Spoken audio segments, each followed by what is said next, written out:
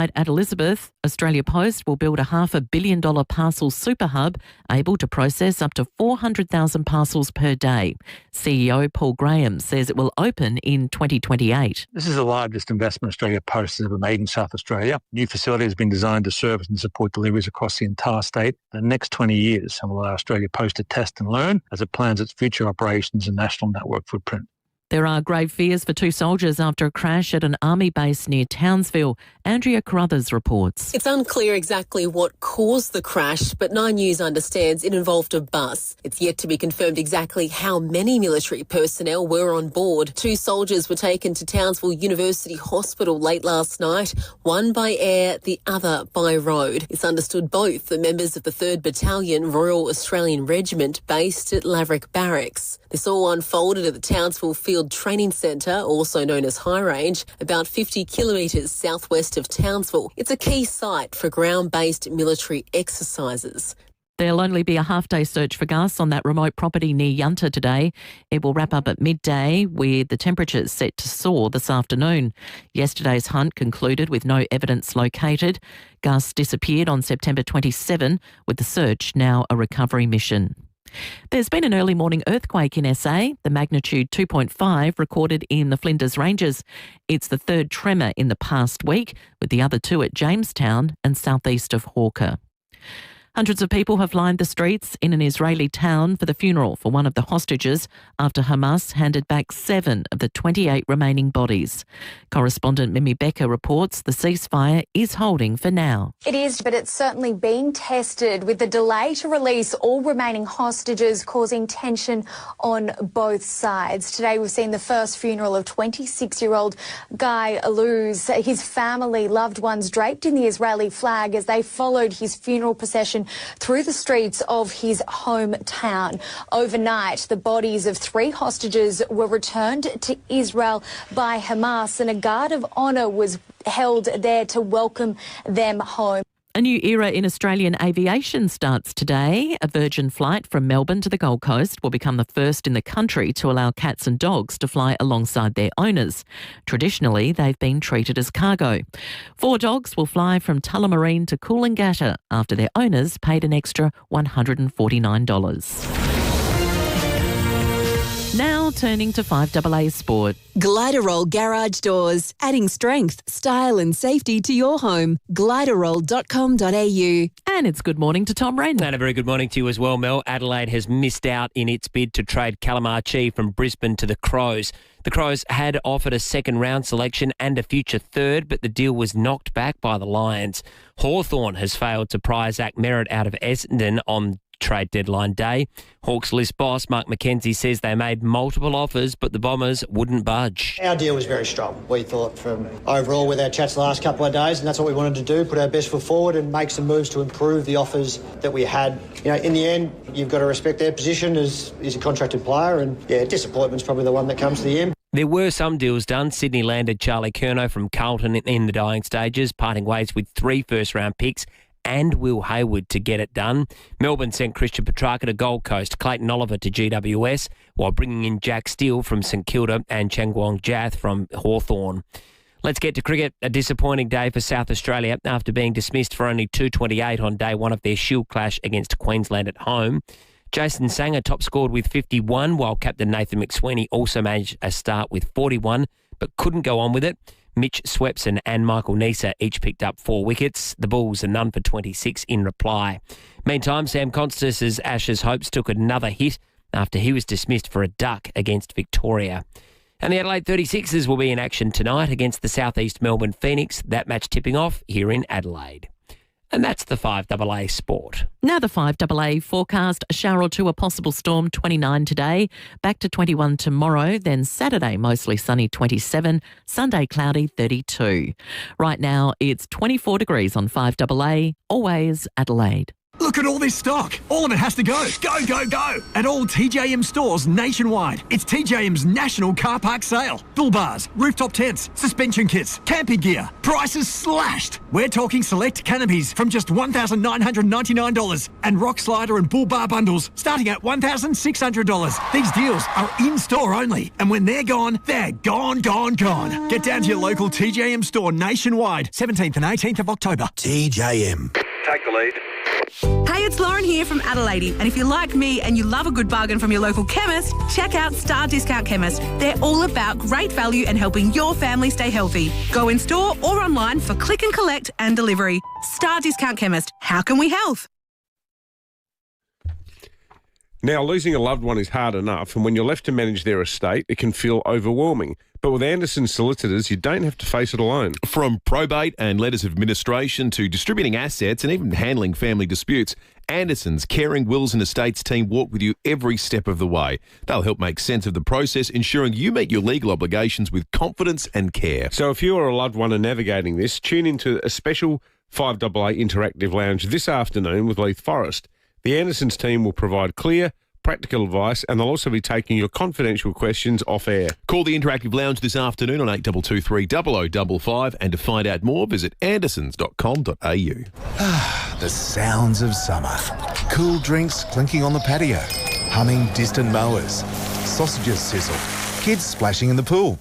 What's that? The pool's not ready? Oh, okay. The sound of someone jumping in the car and heading to the pool supermarket. Parts, accessories, toys, chemicals, regular free water testing. Everything you need is at the pool supermarket. Don't leave it too late. poolsupermarket.com.au. It's a tragic fact. Unused clothes and shoes can lie forgotten in cupboards and drawers for years. Cold, dark, alone. But on Saturday, November 1st, you can set your unused clothes free at South Australia's biggest textile recycling event.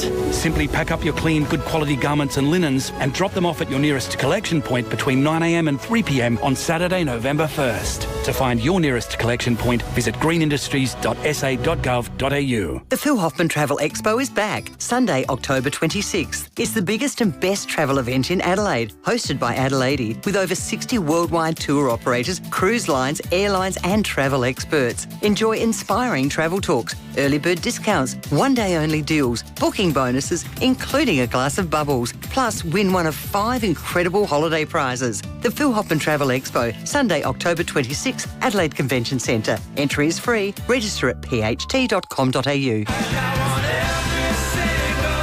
There's surprisingly big offers at Hyundai, like the Tucson from $39,990 drive away. Visit your participating Hyundai dealer today. Live from Hindmarsh Square, it's FIVEAA Breakfast. David Penberthy and Will Goodings. 9 after 6, good morning to you. Welcome to Thursday on FIVEAA Breakfast, the 16th of October. It can't be as nice as yesterday, can it?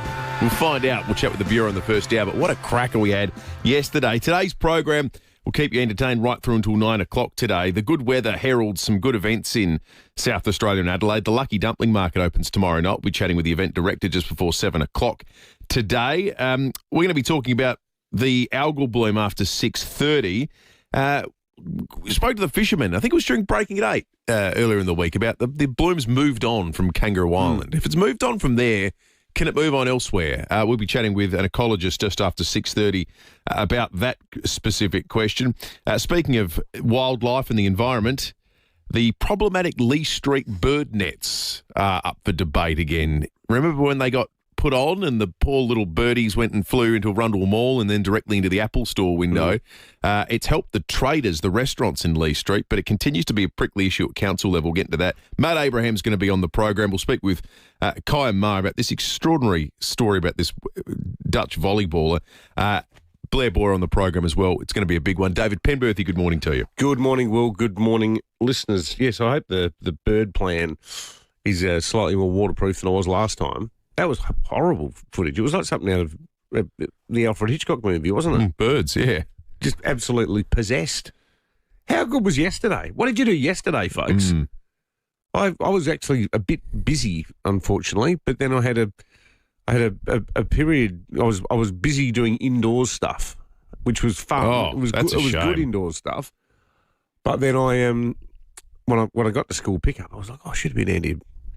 I've missed a good one today to be in the great outdoors. It was a superb day. It was just a spectacular day yesterday. It might be as good today. We'll get all the full weather details soon. It might be as good in part. There's still the potential for a thunderstorm at some point in time today. And here's the headliner.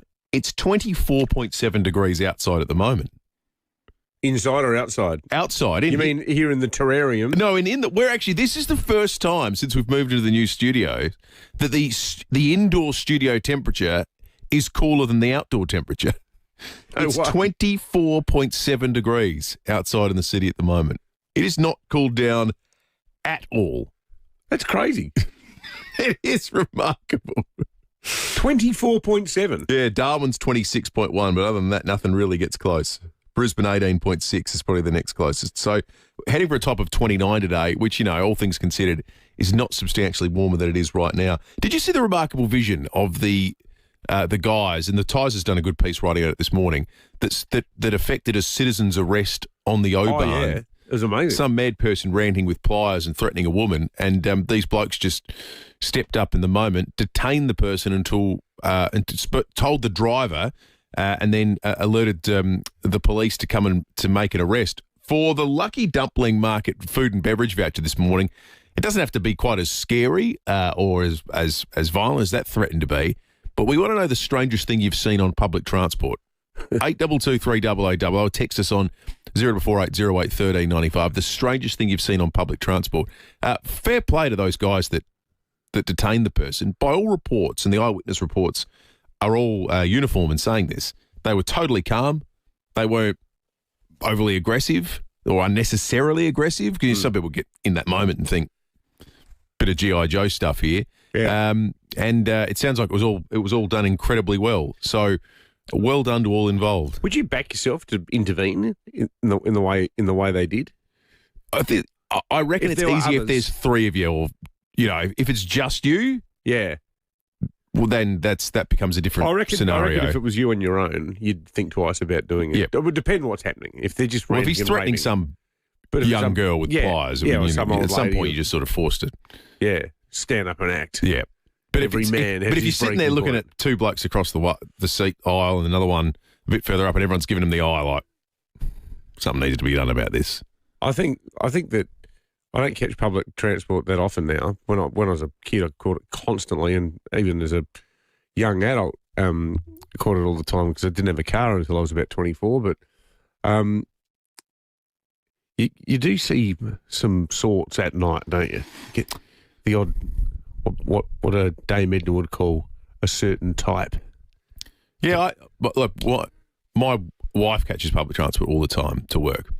I've had times, we try to have a bit of fun with this talk, but the reality of it is that sometimes it's not. But she'll call and say, "I just want to be on the phone." Yeah, because there's a strange character. Yeah, and there's two of us on the bus. So I've had a couple of calls like that from my daughter. Yeah, on the tram at night coming back from town. Remember when the tram used to operate? Not having the tram. How are you enjoying not having the tram, folks? On your side of town? Yeah. Well, all the way from the city to the bay. It's like Joni Mitchell said, you don't know what you've got till it's gone. That tram is vital. And I don't think people are flocking to those new buses with open arms.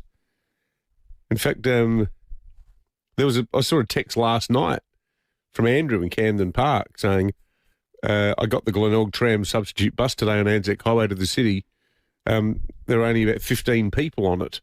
I still can't get over the amount of people fare evading. The government must be losing so much money. It's a fair point. 822 is the number if you want to win a food and beverage voucher to the Lucky Dumpling Market starting tomorrow night. Tell us the strangest thing you've seen on public transport. A couple of interesting news stories knocking around this morning. We're going to get into those on the other side of this break. You could win a trip for four to the Gold Coast, all thanks to Barnacle Bill and Spark Travel. Major prize includes flights, accommodation and theme park entry, plus weekly draw to win a Barnacle Bill treasure chest. It's Barnacle Bill for seafood and much, much more. Adelaide's local, trusted and truly connected talkback radio station. 5AA. Always Adelaide. Australians deserve a stronger pharmaceutical benefits scheme, one that is faster, fairer and fit for the future. Did you know it has been 30 years since the PBS was reviewed? In that time, science and medicines have made significant advancements, but our process for getting Australians access to these advancements is letting us down. If you would like to do your part to help all Australians waiting to access critical medicines, simply visit strongerpbs.com.au today.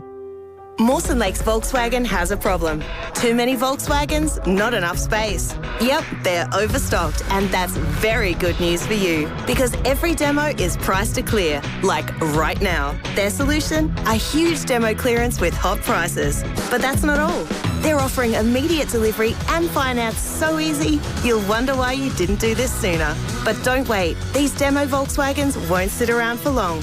Mawson Lakes Volkswagen, Salisbury Highway, just a short drive from the city. Today's reverse ducted air conditioning systems offer so much more than just an on-off switch, which is why REQ Air Conditioning will spend as much time as you need to get familiar with all the functions and controls of your new system. It means you'll get the most out of it from the very start. No guesswork required. Stay cool, stay warm, save money and master the remote with REQ Air Conditioning and Energy Solutions. Google REQ Air Conditioning for a free in-home quote. Adelaide's big four-wheel drive and adventure show plus the Club Marine SA Boat Show is on. It's 2 shows in one. All the big brands, caravans, camper trailers, camping, boats and fishing gear, four-wheel drive, accessories and travel info. Get new skills on the Toyo Tyres Open Country Adventure Zone. Meet special guests on the Angle Bush Camp stage. Enter to win the Kimberley Adventure. Four-wheel drive and adventure show plus Club Marine SA Boat Show 24 to 26 October at Adelaide Showground. Tickets and info at fourwheeldriveshow.com.au. A pedicure should feel good, and at Medipedi it does from the ground up. Medipedi combines the indulgent touch of beauty therapy with the trusted skills of podiatry, creating Adelaide's first medical pedicure. It's a treatment like no other. Your feet expertly cared for by a podiatrist, then pampered by one of Medipedi's trained beauty therapists. Because looking after yourself should feel exquisite right down to your toes. With 4 Adelaide locations, book now at medipediclinics.com.au. Medipedi, feel good from the ground up. If you don't hurry up, I swear to God. Sir, I'm going as fast as I can. You're not even trying. Healthcare, you don't care at all. Sir. You've seen everyone else before me. I'm sick of it.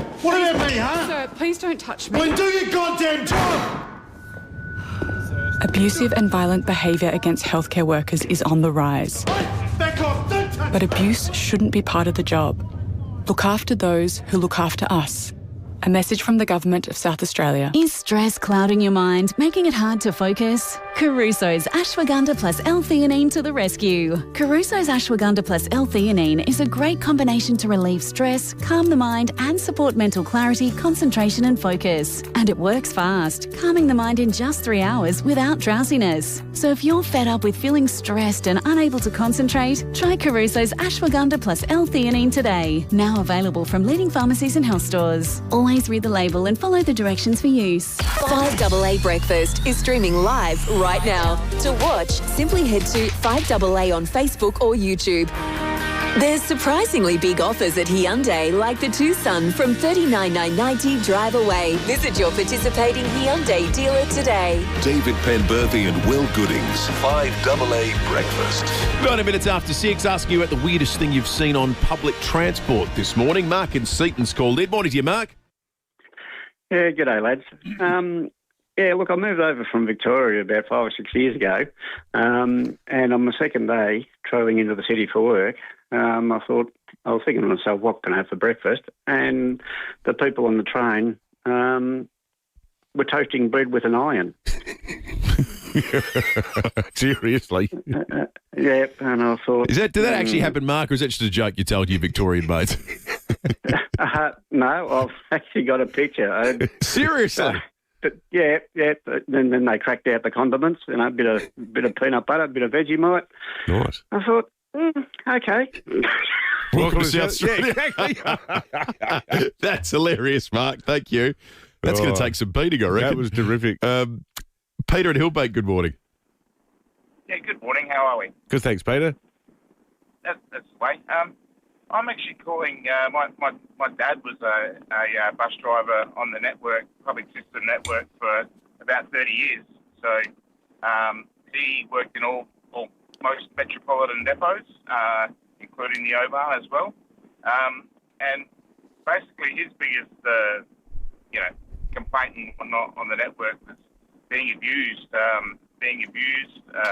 Back when they had the money kept on board to buy the tickets, he was robbed multiple times with being held up. And the one that really was like the most scary for him was he was driving the Oban through to the city from Tea Plaza, and it was in school holidays, and somebody swung a brick off of a rope that came through this kind of the passenger side screen window of the bus that he was driving. So they tied the brick to a rope? They tied the brick to a rope and they swung it off the bridge, and my dad had, it was around about 40 to 50 pieces of glass taken out of his face. Oh my goodness. Yeah. Did they ever catch the bastard who did it? Look, I don't know. This is in the early 2000s. I was probably not paying as much attention as I should have at the time, but Dad was in hospital for a bit, and it was. That's amazing. Really scary for him. That's terrifying. Peter, I think about it. I caught the bus from Westlakes to Flinders University all the time during the early 2000s, and I think about it now. You go on a bus now, and the driver's encased in sort of a plastic protective area, and there's no interaction because there doesn't have to be any interaction. Should I say? People still say hi, but there doesn't have to be interaction because there's no money exchange. Back then, everything was a cash exchange, and there was no protection. Yeah. You wouldn't get a bus driver to drive a bus these days if you said, we're reverting back to the 2001 Yeah, they buses. would say, no, we're not working under those conditions. Complete, and you'd say, fair enough. I was a frequent user of what was the number? Was it the 243 that went through the back of St Mary's and popped out on Quick Road in Mitchell Park? Bradley Grove.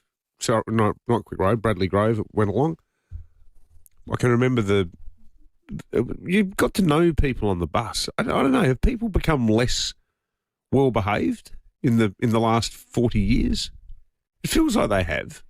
Oh, you know what I think? And it's a part of a way bigger debate. I think you see far more acute drug use and mental health cases. Yeah, I think that's it. That's more the issue. I don't think manners have No, I don't think the people are actually much worse. To the extent that people assume that they have. I often see kids and see them being polite, well-behaved. I don't think there's been some huge jump in that. But I think maybe like youth homelessness in the city is a bit of a factor, or youth lawlessness. But as a general rule, it's like an old person's trap. Oh, the kids are today. I just don't think it stacks up. Got no issue with the kids. But yeah, drugs, mental health, that's a different kettle of fish. But I always thought bus travel was therapeutic and pleasant. Oh, I did so much good reading during that time. Yeah, I'd always have my Walkman going. I used to love getting the tickets when they had the quote, the proverb on them. And then they brought in the Le Creuset ticket. That's right. Life became so much more clinical, didn't it? Speaking of the changing of the times, we did talk more about this over the course of the morning, but there's an announcement that's officially out today. The Times have written a bit on it as well, with regard to the reuse of the old Holden site at Elizabeth. 83,000 square metres. It's a sort of a monolith to our manufacturing past. The last Holden right off the line in 2017, which feels both more recent and longer ago, depending on you. When I first read that this morning, 2017, that's not that long ago, but it is 8 years ago now. Yeah. A $500 million Australia Post parcel hub powered by AI. Like, even 8 years ago, that headline would have sounded like the stupidest thing anyone had ever said. So, well, you go, what's AI? The Post is dying, and what's AI? Yeah. $500 million parcel hub that will so is this process 400,000 parcels per day. Is this the Temuification of Australia? Well, I think the Temuification's happened, and this is the response to it. Yeah. Like, it's coming. This is for sorting inbound. Yeah, exactly. Well, that's what I mean. Did you see, conversely, the other big story this week, all the Smiggle stores are closing down? Are they? Why's that? That's the stationery stores. Yeah. Which years ago, like there's one down at Harbour Town. I'm not sure if it's all of them, but there's a stack. There's a whole pile, like 50 or 80, right around the country. Sorry. Oh, is this because people are just buying online on Temu? They're buying it on Temu. Years ago, for kids' birthdays, for artistic kids, like girls, teenage girls, a lot of keeping diaries, all that sort of stuff.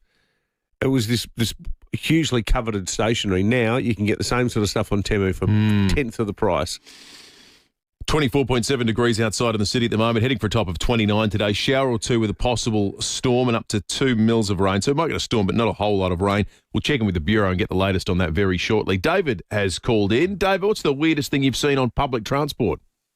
Yeah, good morning, gentlemen. I am actually a bus driver myself, and about 20 years ago when I was being trained, the trainer said to me and all the guys that were on the bus just driving around, you're going to see some really strange things out here when you're driving around. And at that very moment, when we were just on Port Road where the old brewery used to be, a car pulled up beside us. I looked over there and I said, I've just seen my first strange thing. That's my ex-wife from 4 years ago. Good on you, David. Thank you. Keep the calls coming in. I keep saying calls too deliberately. We don't have a text line this morning. Yeah, well, the text line is going on. The text line is dead. I think it's on strike. So we're not being rude, folks. We love your texts. I keep habitually turning around. Yeah, I keep loading it up too. I keep refreshing. I just did it then. Police home care text line, but it is not happening. The last text was from Peter Smart at 7:57 p.m. last night. Thanks for that, Pete. Thank you, Peter. It's living long in the memory, that text. I'll get read out 15 times this morning. Tom Renz of the 5AA Breakfast Studio. It was a dramatic end to the AFL's trade period last night. Gliderol Garage Doors, adding strength, style and safety to your home. Gliderol.com.au. Morning, Rennie. Morning, Will. Yeah, probably, and David, it was probably more for the deals that didn't get done, wasn't it? Including the one for Calamachi. We expected he'd get from Brisbane to the Crows. They offered up a second-round selection and a future third, but Brisbane said no. And I think that was to the surprise and shock of all, really, from within and outside as well. Now, what does it mean going forward? Well, I don't think necessarily it means the Crows will miss out. So as of October 31, he's no longer a Brisbane player. The Crows now can get him via the pre-season or AFL draft. It doesn't happen often. I'm thinking of other players. Nick Stevens in the past is one that went to the pre-season draft. Jackson Haitley, after a breakdown discussion between the Crows and GWS in recent years happened. So, and the other thing that he can do, is my understanding, is he can nominate his financial terms that no other club is likely to match or be interested in. Therefore, he'll probably be better off. And I think he'll get to Adelaide, but it will be a month later. So Brisbane, though, will get nothing. They're so clearly so flush with assets, Brisbane, thanks to their academies and so forth. They just went, none of this is worth it to us. Making a stand is worth it. Peculiar set of circumstances, because you think, well, you want something, you don't want nothing. But I think they're in a stitch where they can afford to get nothing. And I think the other thing too, Will, is, Calamachi goes with their blessing on best and fairest night. They say, well played, two-time premiership player, always welcome back. And this kind of leaves a bit of a bitter aftertaste, doesn't it? It's bizarre that a premiership player who's been so good, they would end it this way. His manager or his agent, Ben Williams, was really strong. Furious. Last night. And that everything he said made me think there's no way he doesn't get to the pre-season through the Crows, because he doesn't have to do a physical with any other team he doesn't want to. He can just say, I've only done it with the Crows. As you mentioned, he can nominate the terms. He can not talk to anyone else.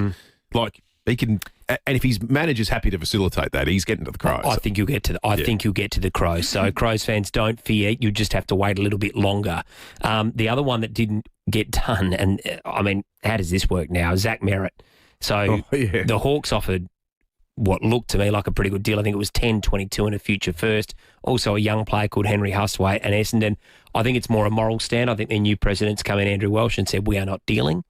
Because it looked like they've been sort of a soft touch and a total embarrassment too, the way they've been managed for the last few years. Yeah. So, you're right, I think, about the new president part, Tom. And I think they've just said no.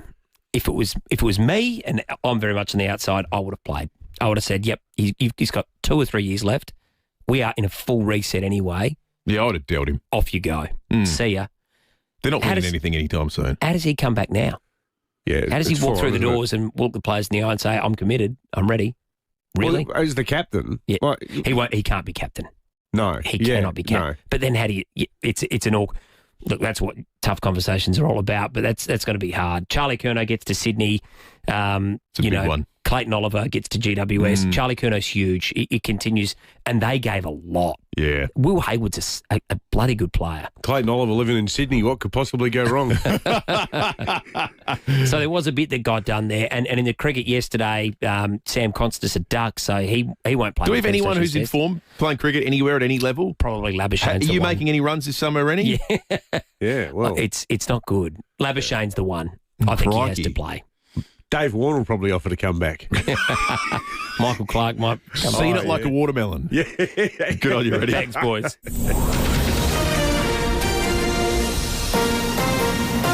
This is 5AA News. Always Adelaide.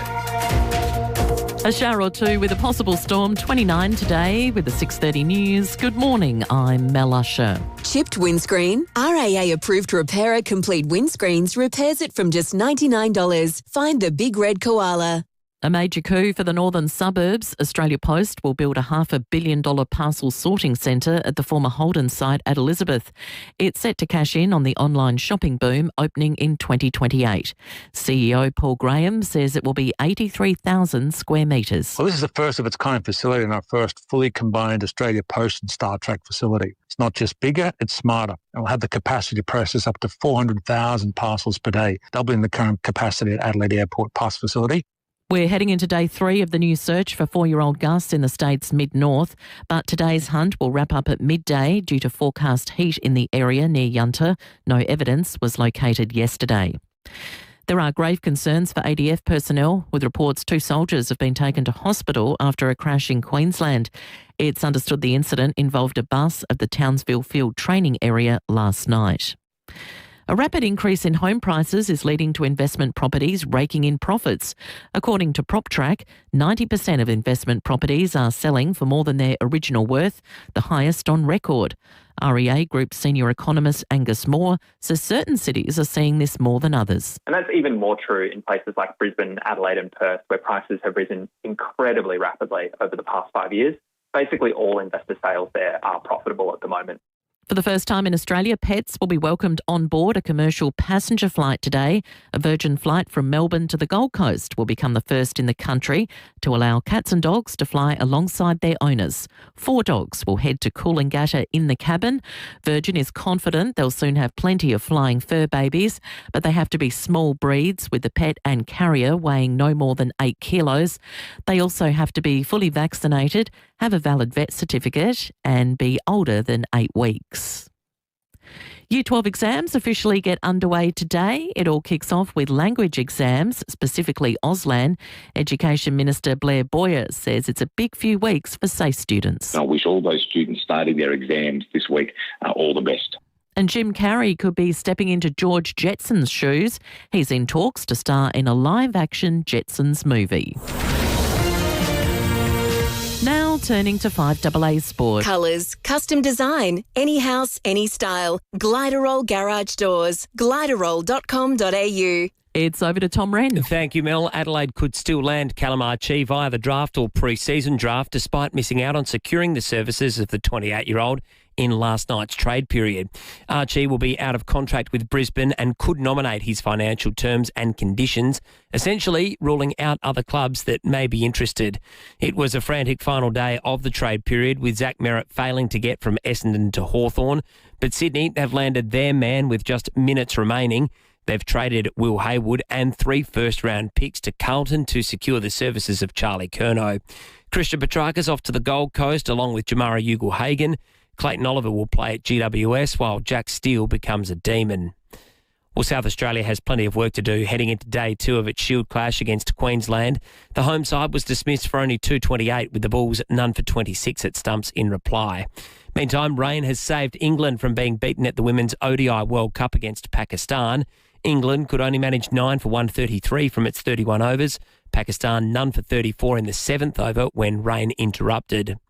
Well, Australia's unbeaten run of 12 consecutive games has come to an end after going down 2-1 against the USA. Despite the result, Socceroos coach Tony Popovic says he's pleased with the players' performance. I think we showed tonight that we can definitely be competitive at the World Cup. We want to be challenged. We've learned a lot from this game here. We go away happy with these two matches, and I'd prefer that to have another test in November. Meantime, Adelaide United will open the A-League season tomorrow night with a clash at home against Sydney FC. And that's the 5AA sport. Now the 5AA forecast, 29 today with a shower or two and a possible storm. Partly cloudy tomorrow, 21. Saturday, mostly sunny, 27. And then up to 32 on Sunday. Right now, it's 25 degrees on 5AA, always Adelaide. There's surprisingly big offers at Hyundai, like the Tucson from $39,990 drive away. Visit your participating Hyundai dealer today. David Penberthy and Will Goodings, 5AA Breakfast. 24 minutes to 7. We're going to be talking about the Lucky Dumpling Markets. They start tomorrow night. What a weekend and what weather we've got ahead for the start of an event like that. It is a magnificent way. That Elder Park, when it's warm, with the smell of the food there, it's a wonderful place to be. We've got food and beverage voucher to give away as well ahead of that chat. We're asking you about the strangest thing you've seen on public transport. Now, you're going to have to call us because our text line is on the blink at the moment. It's simply not working. It went on. It's like doing the show with one arm tied behind your back. It went on hunger strike at 7:47 last night. 8223 is the number. Rob in Clearview, good morning. Mate, I want to complain about the egregious censorship of my texting ability. We're sorry, Rob. This really cut me off at the knees. But anyway, years ago when I first got out of the Army, I ended up as a special constable in the transit police out of Adelaide Railway Station. We got a call one day of a disturbance on a bus just up at Festival Plaza, so we raced up there, and the gentleman there had a few sherbets. He was a bit fighty, so we cuffed him and we turned him around and we went to drag him back to the patrol car. Well, his leg fell off. Turns out he had an artificial leg that we hadn't picked up on. And me being me, once we got into the car, I couldn't help myself and said, "Come on, mate, hop in." Hey, Rob, you should have gone full Peter Cook on him, Rob. I have nothing against your left leg. When you walked in, I thought that is a fine-looking leg. I have no issue with your left leg. When we got into the watch house, it was more Monty Python. I'll take you on. I'll fight you. Good on you, Rob. It's only a flesh wound. Rob. The text line, you don't need it. That was magnificent work. 8223 as our number. We wanted to head to Victoria because something historic is happening in the world of aviation this morning. A flight from Melbourne to the Gold Coast on Virgin Airlines will be the first to have pets in the cabin. Ollie Haig for 9 News is at Tullamarine. Ollie, good morning to you. G'day, Will. How are you? Good. Can you see any nervous pets from where you're standing at the moment? Look, not yet, but as expected, there's a bit of a fanfare down here at Tullamarine with there's some printed paws on the red carpet. I asked them if there was any specific name for that, like a perfect red carpet or anything like that, but they haven't named it just yet. But there's also priority boarding as well. Dear. They've got that here too. Now, as you said, pretty significant day. First time in aviation history here in Australia that pets will be on board the plane on that flight from Melbourne to the Gold Coast this morning. As expected, there's certainly a lot of rules. It needs to be naturally a small animal. You can't just have your Labrador or your Great Dane or something like that waltzing around the cabin. It needs to be a small animal in a cage kind of carrier-like thing that will go beneath the seat. And there's 4 seats that are reserved for animals. So it's, if I get this right, 18A and 18F and 20A and 20F. So, well, that's good news if you're sitting in 19A or 19F behind a farting Kelpie, isn't it? That's terrific when you're paid full-toed odds to the dog that starts yapping uncontrollably, like, for crying out loud. The world's just gone nail in a handbasket.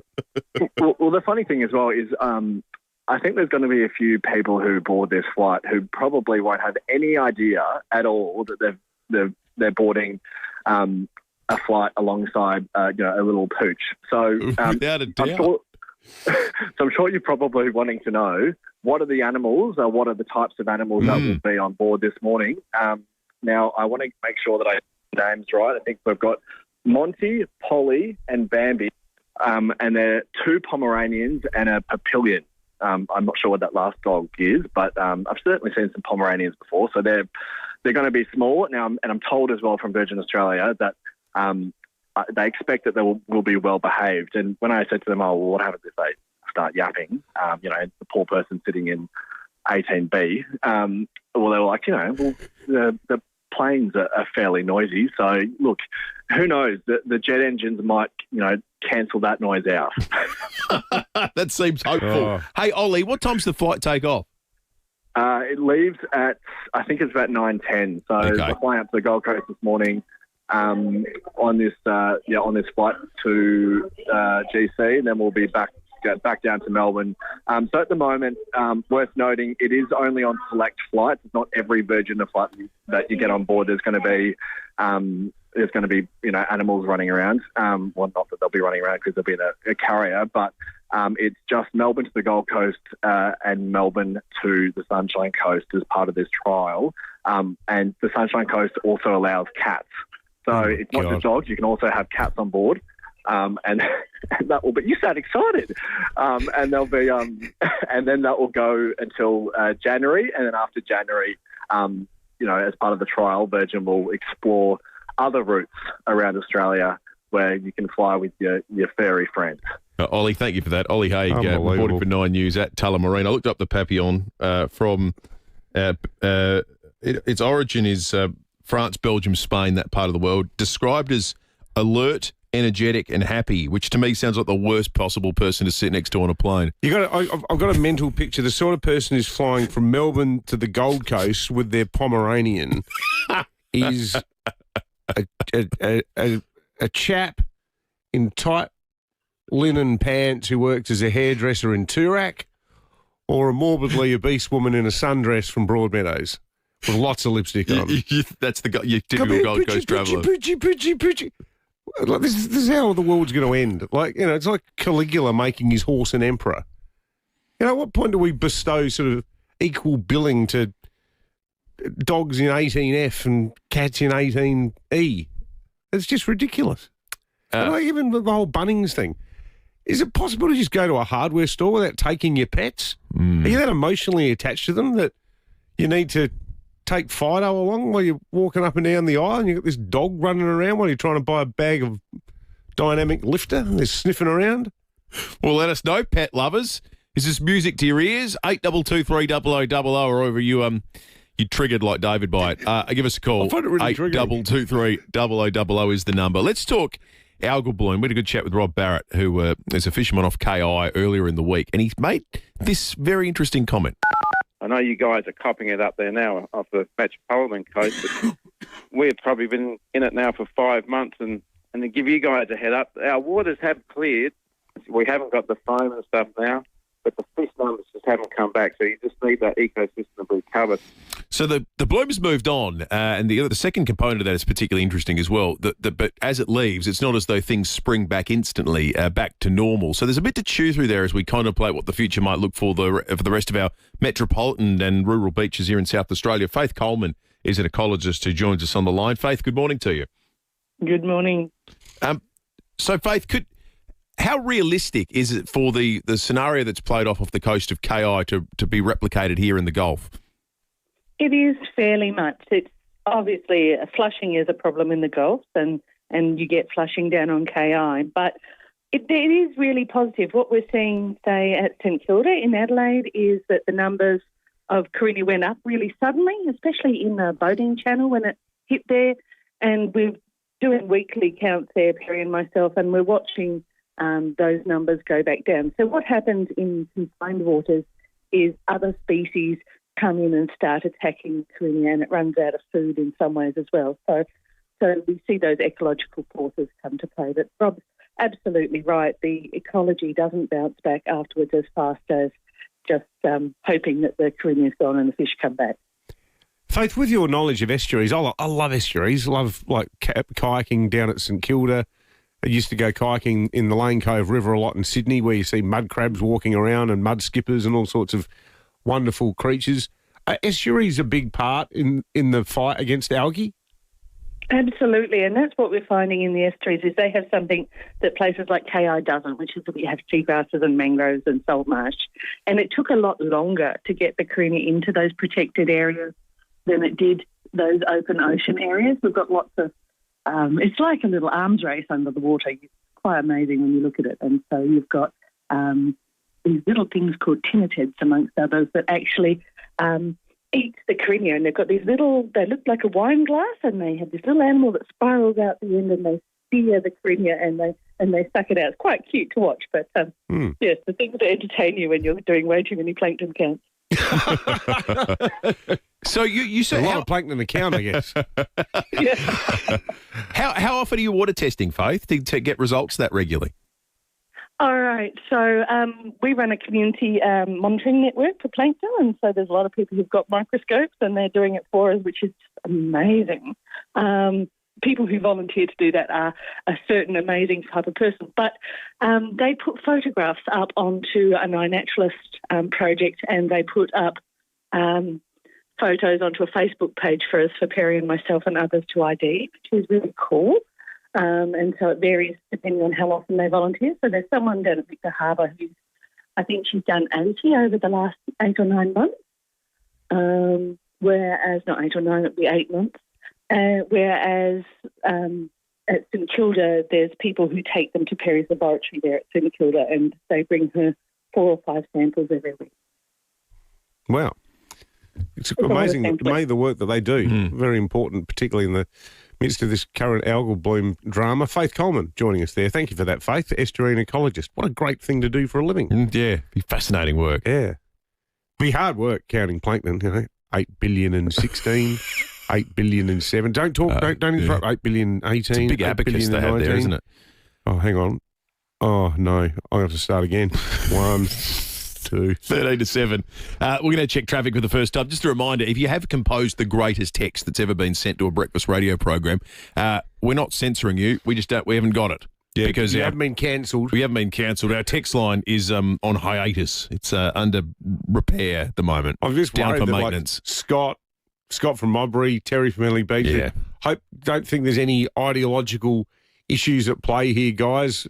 You know, as we always say, quoting Bob Cattle, let 1,000 flowers bloom. We like the rollicking sweep, the entire smorgasbord of opinions. It's just we can't actually find any of the opinions today or any of the anecdotes because technology. It's not the E-Safety Commissioner that's got to us. Well, we don't think so. Well, hang on.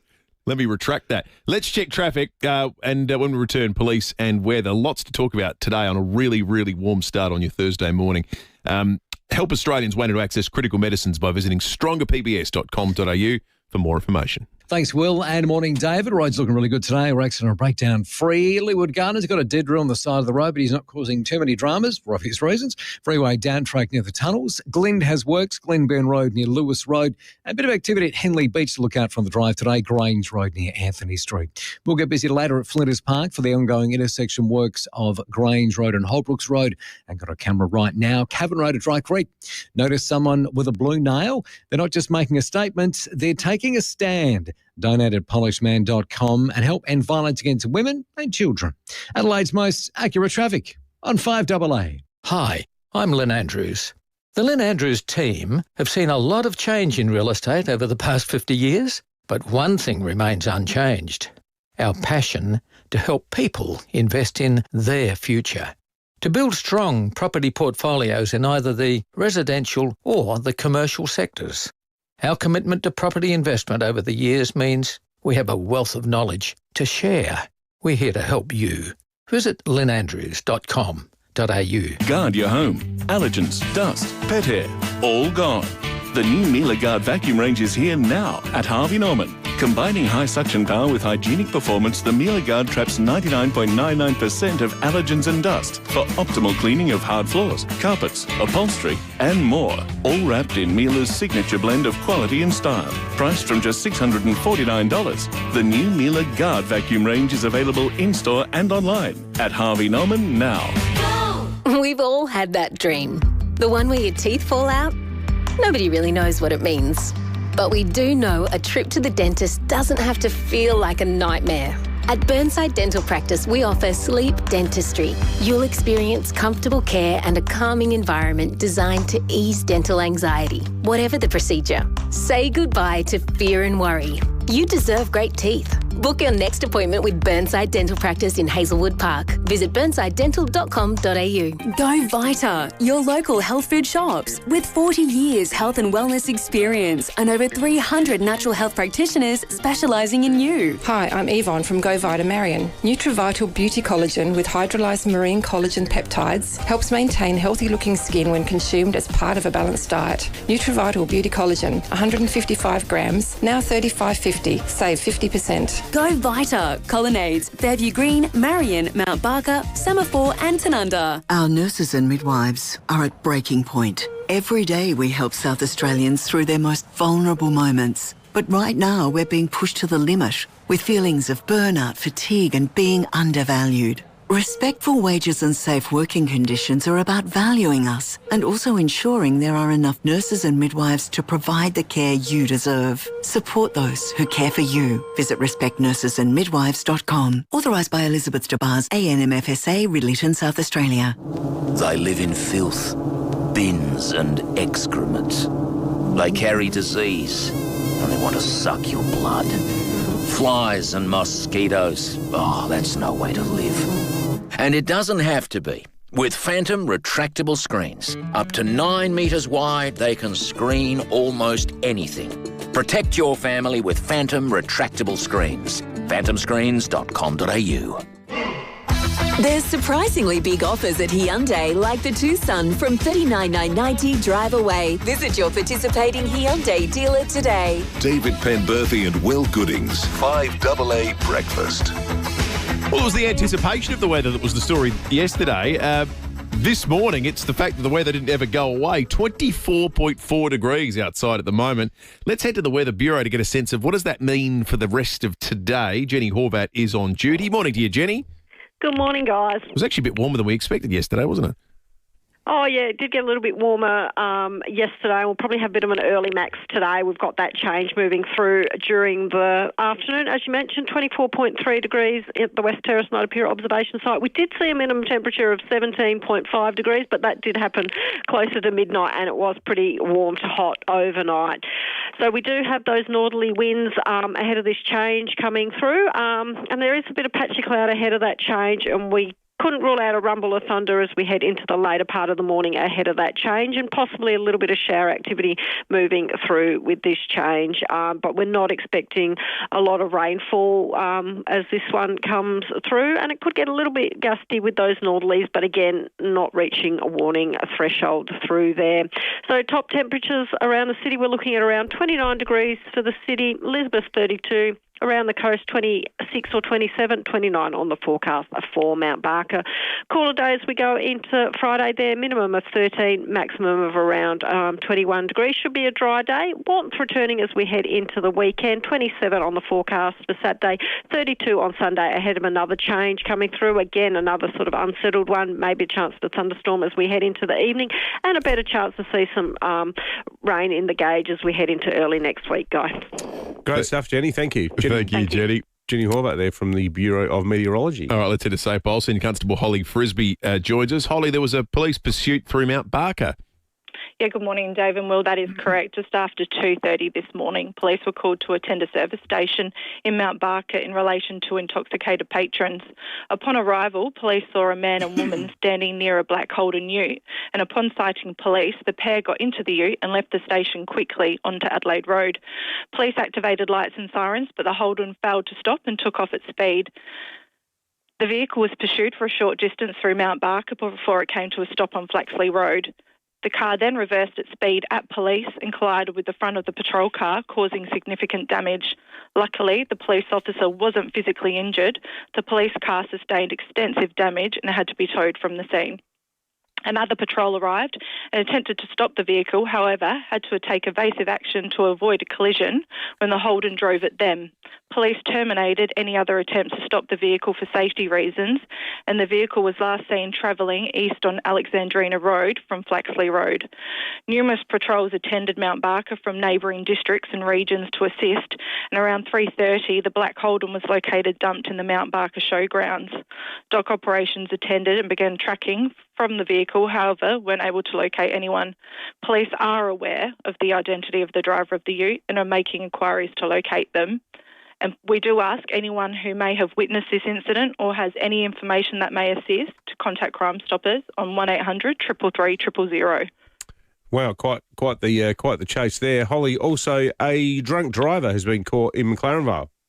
Yeah, just this message isn't getting through to drivers. About 8:30 last night, police observed a Kia sedan travelling on Stump Road and saw that the car failed to give way to another car when turning onto Victor Harbour Road.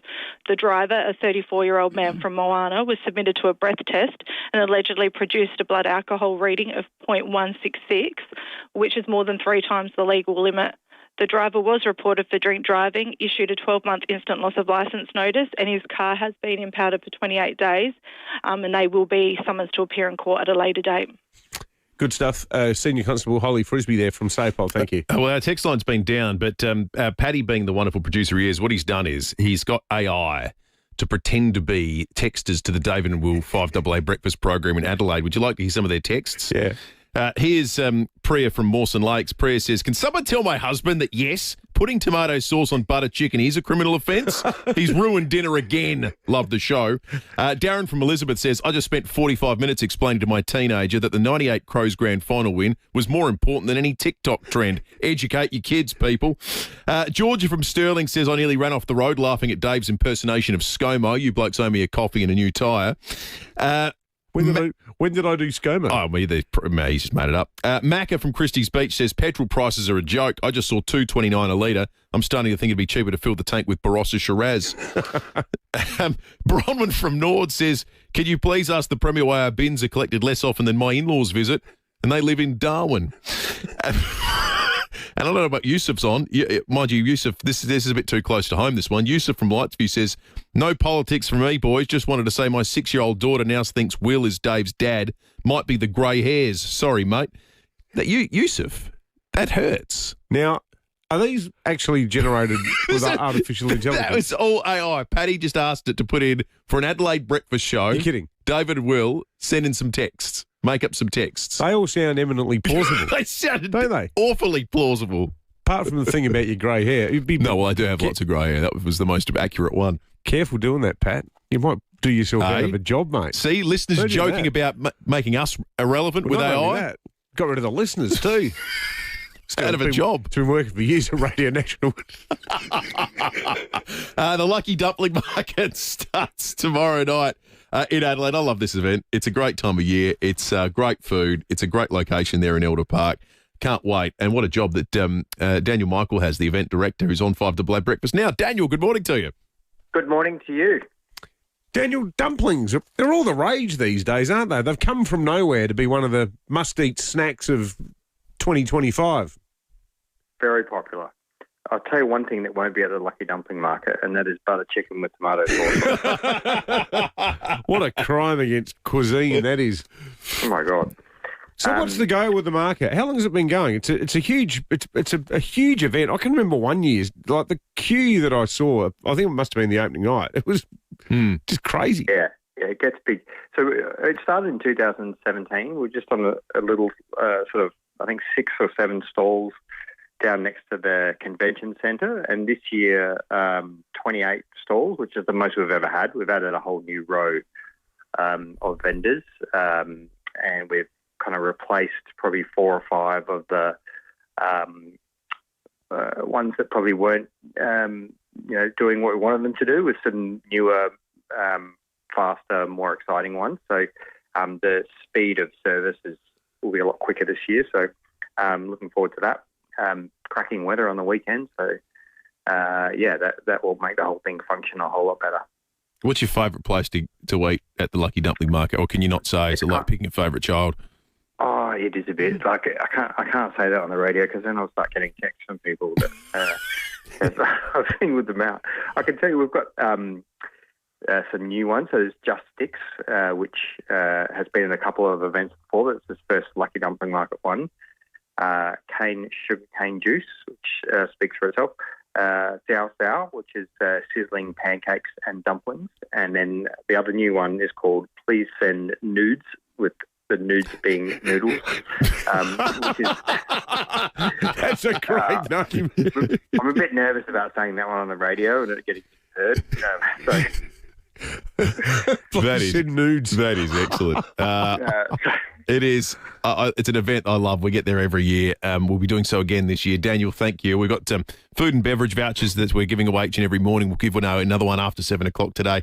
The Lucky Dumpling Market. It all starts tomorrow at Elder Park. Taste the flavours of Asia, Adelaide's springtime food entertainment hub. It runs from tomorrow night right through to the 9th of November. If you want more info, just go to luckydumplingmarket.com. 5AA Breakfast is streaming live right now. To watch, simply head to 5AA on Facebook or YouTube. Up to the minute news for South Australia. This is 5AA News. Always Adelaide. A shower or two and a possible storm today, 29 with the 7 o'clock news. Good morning, I'm Mel Usher. Make RAA-approved windscreen repairer, Complete Windscreens, your insurer repairer of choice. Visit completewindscreens.com.au. A state-of-the-art parcel sorting centre costing $500 million is headed to Adelaide's north. Australia Post has dubbed it a super hub capable of sorting 400,000 parcels per day. CEO Paul Graham says it's a major investment for the company. Well, this facility is right in the heart of Adelaide's growth corridor on the old Holden side of Elizabeth. It's a perfect location that supports regional revitalisation and positions us to serve a growing population expected to hit 2 million by 2033. It's set to open in 2028.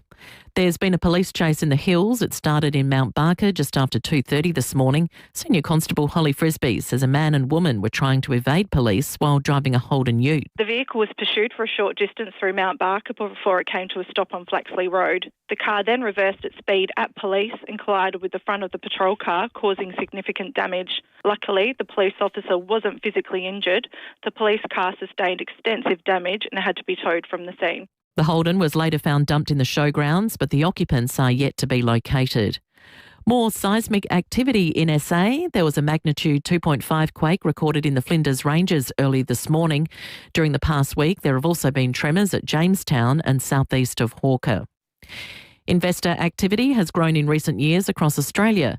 PropTrack's latest report reveals investors make up the highest share of the lending pie since 2017.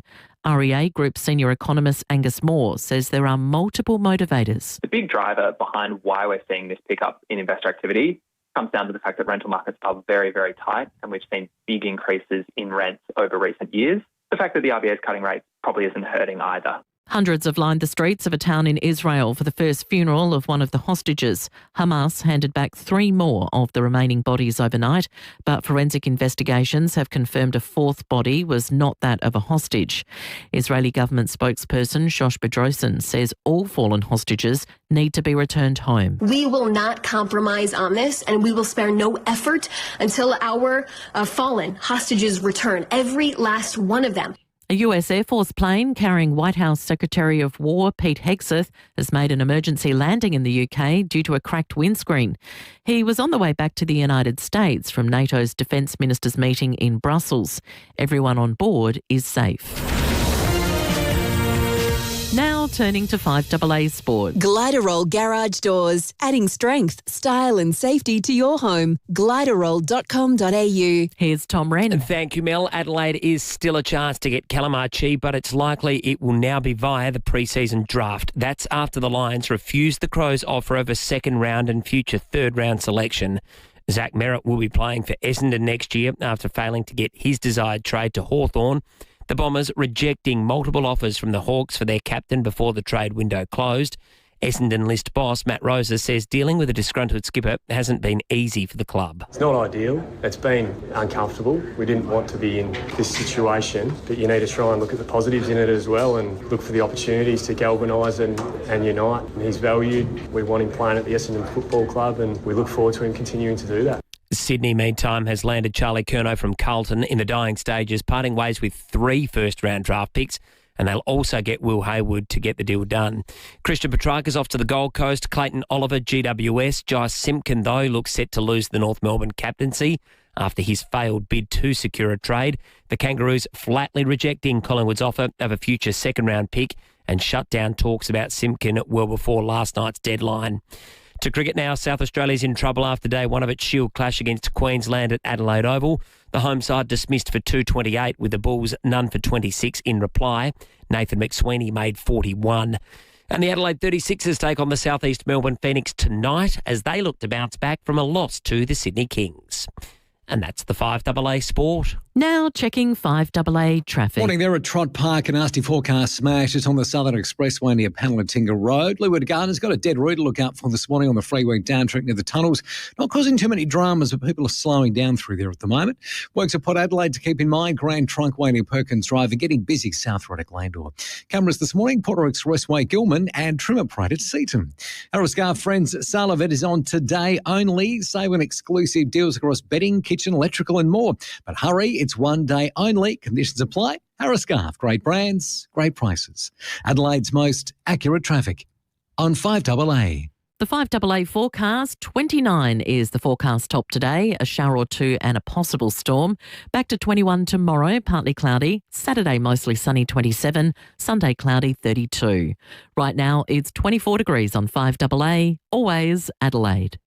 Explore Europe your way with Backroads and Phil Hoffman Travel. For almost 4 decades, Backroads has been crafting award-winning small group tours across the UK and Europe, connecting guests with the heart and soul of every destination. Discover Portugal's charm from Lisbon to the Douro Valley, or experience the beauty of Scotland from Edinburgh return, with signature moments and inclusions along the way. Book now and save up to $250 per person. Visit pht.com.au.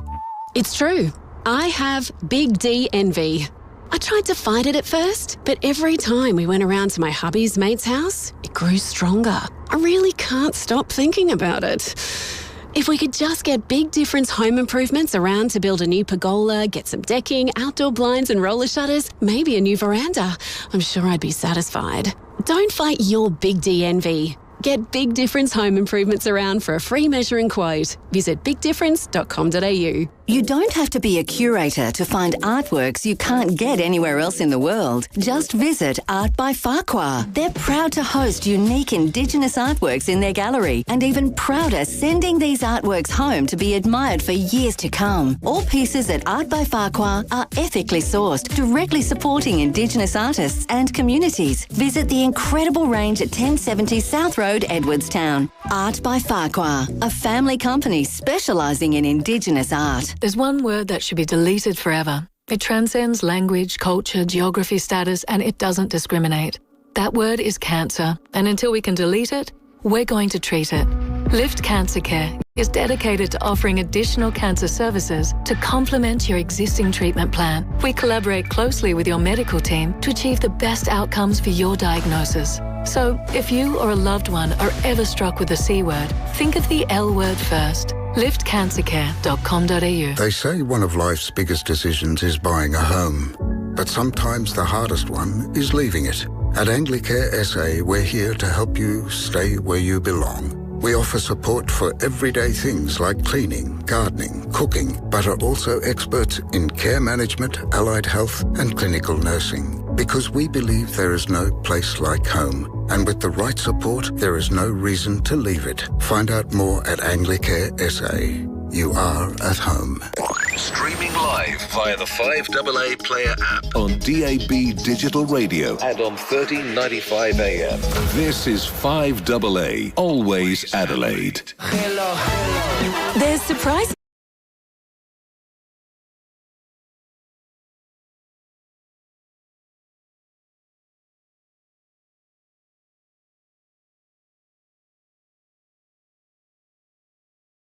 9 minutes after 7. Good morning to you. Joining us for the very first time on a warm Thursday morning in Adelaide. 24.3 degrees outside at the moment. It's actually as cool as it's been since we've been broadcasting. Heading for a top of 29 today. That, as the Bureau told us earlier, it's going to get there pretty quickly. So I feel like we've woken up in the top end and that we're about to put the linen pants on and the open neck shirt and wander off to the Parrot Markets for a Luxor. It feels that way. It feels like we're in Darwin. 24 right now. degrees, and we're talking about maybe a thunderstorm later today. Yeah. That's tropical weather. Tropical weather. What do they call it up there? The build-up. The build-up. That's what apparently sends people troppo. Great word, troppo. Well, if you do feel yourself sort of getting at a loose end over the course of the day, don't despair, because it does drop back to 21 tomorrow and then warms up again for the weekend. Coming up on the program this hour, Matt Abraham joins us. Of course, it is a Thursday morning, so we'll be dissecting the spin of the week. We're also going to have a closer look at this Lee Street bird netting issue. Came up at council again. There's a push on to remove the nets, of course, that were put in place so that all those wonderful restaurants along there could trade without birds pooping all over everything. Unfortunately, when they did that, they all flew into Rundle Mall, and many of them perished when they crashed into the Apple store. You might recall we covered the story at the time. So it's a difficult little bit of nature butting up against small business in the city that the council are trying to grapple with, and we'll talk about with a bird expert very, very shortly. But first... Now, can I just say, well, I've upset some animal lovers with my no-holds-barred attack on Virgin for letting people take their pets and their comfort animals onto flights. Oh, this is the text line's back running. The text line is back, folks. Normal service has been restored. Diana's had a massive crack at me. She says, "This is for you, David. The purity of a person's heart can be quickly measured by how they regard animals. I hope you don't have any animals in your household." Well, Diana, I do. Paddy and Zorro, two adorable cavoodles. They sleep inside. They're fed twice daily. We pat them. We have them groomed. Humanely length chains. They're not in manacles, Will. I love them. They even lie on the couch with us, provided they're clean. But they're not coming on a plane with me. After everything you've said about Paddy, I think that's for the good of the plane and everyone in the vicinity of the airport. Oh, no, Paddy's all right. Zorro. He's got real behavioural problems. Oh, I thought it was Paddy. He's got more issues than the Reader's Digest, that dog. But Diana, I'm not trying to... It wasn't a generalised attack on pets. It was just, there have to be boundaries, surely. 12 after 7. Let's head to Yunta to get the latest on what has been the biggest story in South Australia over the course of the last 2 weeks, the search for 4-year-old Gus Lamont that will resume today. Lauren Rose is in Yunta covering it for Channel 7 this morning. Lauren, good morning to you. It sounds like it's going to be a less of the day will be taken up with the search today because of the heat there. How long are they going to be searching for? That's right. If it's going to be warm in Adelaide today, it's certainly going to be warm in Yunta today. We're looking for a top of 36 degrees. Because of that reason, search crews have started earlier.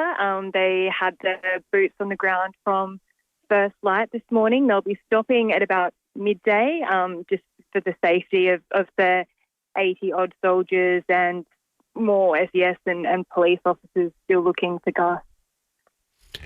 So how long do you think it will go on for, Lauren? We spoke to the Commissioner a couple of days ago. He said the task force is going to be open-ended. What about the search component of it? So they'll finish at midday today. They'll be back out here tomorrow till about midday. That's when the search crews will leave and head back to Adelaide. But as you said, as the Commissioner said, this is an open-ended investigation. Gus will be considered a long-term missing person. Search crews haven't ruled out returning here. They may return here several more times in the future as more information comes to hand. They're also waiting for the analysis of drone vision to come back, which may pinpoint an area they haven't searched, so they may come back to that. So even though there won't be people on the ground here tomorrow afternoon, the search and the investigation is still very much ongoing. Yeah, no, well, and still there's no word from police. They seem to have pulled back a bit on the media, which is understandable. They sort of just go through everything with a fine tooth comb again, but there's been no suggestion of any clues or anything emerging? No, it's strange. Little Gus has just vanished without a trace in the outback. They still aren't sure which direction he walked in from the homestead. They're still, the soldiers are breaking up into groups of 20 and heading out in every direction. There's just no sign of him, and it's so strange being out here. Like, you just find yourself looking for him everywhere and thinking, is he just in plain sight? Like, he has to be somewhere, but he just hasn't been anywhere. Yeah. It's confounding. Every time I see those pictures, Lauren Rose, thank you for that. Lauren Rose for 7 News, you'll see the pictures and the ongoing search. And look, we're all hoping that there is some development over the course of the day, and there might just be. We'll await that. But you just, every time you see the picture of the landscape, you think, how can anyone disappear out here? Yeah, there's low shrubs and so forth, but it's not as though it's, a tropical rainforest.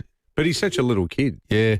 And it's got that mottled, purpley grey sort of colour with all of those scrubby little plants. Have you seen the pictures of the number of people searching? Yeah, it's amazing, isn't it? It's just mind-boggling how much manpower has been appropriately devoted to this, but still the idea that we've been searching for this long and they haven't yet established a direction yet. Yeah, it's full on. It is. It's just an awful story. Funny, as a nation, we all cling to the coast. I mean, my idea of heading north is going to Blair Athol. I don't know. I've never been to Yunta, never been to Inner Minka, I've never been to, the real outback, and it is just sort of, it's the vastness of it is quite overawing, isn't it? Yeah, indeed. 16 minutes after 7. Well, the good news is the police home care text line is back up and running, 0480 1395, which is great. Excellent news. We want to hear from people at Diana telling us we're full of it. Exactly right. We want a bit of to and fro, a bit of frisson. Or you can call us on 8223 0000 as well. We're going to check traffic and come back with more in just a moment to help Australians wanting to access critical medicines by visiting strongerpbs.com.au for more information. Morning there at Trott Park. A nasty four-car crash the Summit Expressway near Palatinga Road. Leeward Gardens a dead road freeway down track near the tunnel. It's not causing too many dramas, but people are going quite slow through there at the moment. Norwood has works to look out for today. Port Rice Road near McGill Road and getting busy Anzac Highway at Ashford. Cameras this morning, Trimmer Parade Seaton, and you'll find another one setting up right now. Victoria Road at Osborne. Do you or someone you care for need complex mental health support? SANE can help. Choose from a range of free digital and telehealth support services. Visit sane.org today. Adelaide's most accurate traffic on 5AA. 5AA Mornings with Graham Goodings. South Australia supplies 80% of the nation's potatoes. We could be in for somewhat of a shortage, and that's being brought about by the drought. Graham Goodings. Is that impacting prices? Certainly, the wholesale market has increased quite significantly. The major chains have put up their prices a small amount, and with the cost increases since COVID, it's been a tough season for the potato farmers. Weekday mornings from 9 on 5AA. Always Adelaide. Some milk on our shelves travels further than you do on holiday. Not milk from Flurio Milk Company. Our milk is proudly homegrown, home bottled and delivered straight from the rolling paddocks of South Australia's Flurio Peninsula. Freshness isn't a buzzword for us. We live and breathe it 24 hours a day. When you buy from Flurio Milk Company, you're supporting our incredible farming families and doing SA proud. Look for Flurio Milk Company in your supermarket. Look at all this stock. All of it has to go. Go, go, go. At all TJM stores nationwide. It's TJM's national car park sale. Bull bars, rooftop tents, suspension kits, camping gear. Prices slashed. We're talking select canopies from just $1,999 and rock slider and bull bar bundles starting at $1,600. These deals are in-store only. And when they're gone, they're gone, gone, gone. Get down to your local TJM store nationwide. 17th and 18th of October. TJM. Take the lead. You've built a life in your street, the neighbours know your name, the barista knows your order, but lately you're coming to the conclusion that your home just isn't quite working for you. Well, not the way it could be anyway. If you have a large block, get in touch with Metro Homes. Metro specialise in knockdown and rebuild projects, and they're helping people all over Adelaide set themselves up for a solid future. They can replace your existing house with 2 brand new homes on the same block, one for you that's designed to suit how you live now, and the other is an investment property right next door. It's a smart way to stay put while setting yourself up for the future. And Metro take care of everything too, the design, the approvals, the build, the lot. Build your future where you really feel at home. Go Metro. Visit metrohomesa.com.au. When you've been around for over a century, you know a thing or two. And South Australian Business Chamber and Ray White have almost 300 years between them. So when an alliance is formed between South Australian Business Chamber and Ray White Business Sales SA, all that experience flows to you. This ensures you're in top shape, whether you're buying, selling, or somewhere in between. Touch base with the experts. Search Ray White Business Sales SA. Proudly partnered with South Australian Business Chamber. Summer's on the way. Beat the rush and organise your Walco pool blanket now. Keep your pool clean, warm and reduce evaporation. Uncover the savings with a Walco pool blanket. Visit walco.com.au. Ready to be a pioneer in pain relief research? CMAX is seeking healthy volunteers aged 18 to 65 to help trial a new potential treatment for acute pain, a condition affecting thousands of Australians. If eligible, you'll spend 5 nights at CMAX in Adelaide CBD and attend 1 follow-up visit. Upon completion of the trial, you'll be paid for your valuable time. Interested in helping advance tomorrow's healthcare whilst earning some extra cash? Visit cmax.com.au today. Rosanna Mangiarelli here from 7 News. Join me and Will Goodings for Adelaide's leading news hour, 7 News, tonight at 6 o'clock. There's surprisingly big offers at Hyundai, like the Tucson from $39,990 drive away. Visit your participating Hyundai dealer today. David Penberthy and Will Goodings, 5AA Breakfast. 21 minutes after 7. The activation of Lee Street in the city has been something of a success story, unless you're a small bird. It is now replete with wonderful restaurants and bars and so forth. The custodians of which discovered that the only impediment to a successful business there was the large small bird population that were basically pooping on everything. And when you're trying to run a restaurant, hygiene is of utmost concern. So the council came up with a solution. They netted the trees to send the birds elsewhere. As we found out rather tragically, that elsewhere became Rundle Mall, at which point a large number perished, crashing into the Apple store there. And that, in fact, was a storyline that got international recognition. Well, this is a story that's now back before the council with a debate raging about whether to remove the nets from the existing trees on Lee Street, because they took a couple down at the time. We wanted to get a scientific sense of what to do and how this will all play out and what the issues are at play for the flora. And for that, there's no one better than our next guest, Dr. Grania Cleary, the author of Why Do Birds Sing? Dr. Cleary, good morning to you. Great to chat again. Good morning to you. Now, I'm going to be very much on the side of the bird, right? Yeah. You're looking at a species here that is declining in the Mount Lofty area, right? So it adapted. We took away its natural habitat. Before Lee Street was there, it had gum trees. It was the tree martin's natural habitat. Now, we cut that down and we built our fancy restaurants and we planted invasive trees, the pear tree, not a native. The bird said, okay, welcome, we'll adapt. We'll nest in these trees. We'll roost in these trees at night. It helps keeps us safe from predators. And then he's complained because it does what everything does, which is poo. A little bit too much. And then you decided to net the tree. Netting the tree to stop the bird from sleeping so you can enjoy your bloody dinner outside. You're taking away the bird's sleeping area. So the bird said, okay, again, it compromised with the white man and said, fine, I'll move. And the poor fuckers nearly died. You know, so many died because they were in a new habitat and with the urban life crashed into the Apple store. All because you want to eat your dinner outside. You have the blood of the bird on your hand. Come on, take down the nets, let the birds adapt. What do you want it to do? To go extinct? Like locally extinct in the areas and you'll never have these fantastic birds. Instead, educate people. Say, unfortunately, we can't sleep out, we can't eat outside because we have birds roosting here. We have a species. Educate people around it. With the bird droppings, that's urban ecology. The council, we pay our taxes, get them cleaned, get them to hose it down. We need to be adaptable for these species because what's going to happen is they're going to go extinct in the area. And in 20 years, Lee Street won't have any of these birds. You'll just have the bloody common miners squawking at you. And you'll be like, oh, where's all the native birds?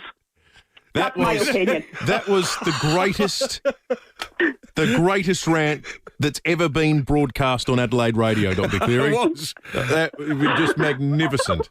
I've been reading feed for birds. And I'm like, oh, for God's sake, just so you can sit outside and have your fucking dinner. Will you get way out of that? All right, okay. I think we might have slightly overcooked the We had to get rid of the last bit of that, unfortunately. Did we get it in time? Yeah, we got that last bit in time. That was the passionate... That was very passionate. Dr. Gronya Cleary, author of Whiter Bird, singing what may possibly be her final non-pre-recorded appearance on the Five Double Breakfast Show. We just need to do it on delay. I've got to say, I'm totally with her. You know, you think about what this city, and I know that places evolve and, you know, the world moves on and civilizations expand, but this was a beautiful, flooded, majestic red gum plain for a long time, and we're sort of playing whack-a-mole with these birds, aren't we? So first the nets go here, then the nets go there, and as the author said, the birds tried to fit in. It does seem odd to me that in 2025, one of our news headlines this morning was an AI sorting centre is being built at the old Holden plant. Do we still have nothing more sophisticated than nets and putting stickers on the Apple Store window to manage wildlife in a way that, suits everybody? Anyone who's got fruit trees will tell you, you can hang CDs from them, you can put foil, clusters of foil, you can put nets, you can do all sorts of things. Unless you are like a proper commercial Summertown, Uradler-style cherry farmer who can afford to pay for mega nets that are super high, you will never win against nature. If the birds decide they want to eat all your quinces, the birds eat all your quinces, and you just got to suck it up. But just the sort of the visuals of all those birds smashing into something as modern and crap as the Apple Store. It just feel people. The police home care text line is the most amazing combination of humanity at the moment. Craig says, "Can Dr. Cleary call my electricity company to get me a reduced price?"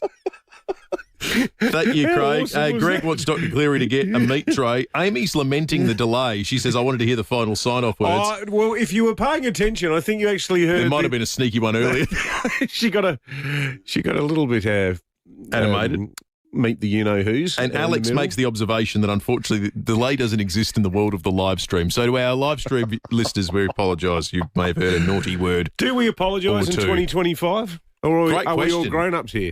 Great question. Do we care as much as we once did when, you know, who was the Norwood player talking to Aston after the Leagues won the flag that year? How does it feel? That's right.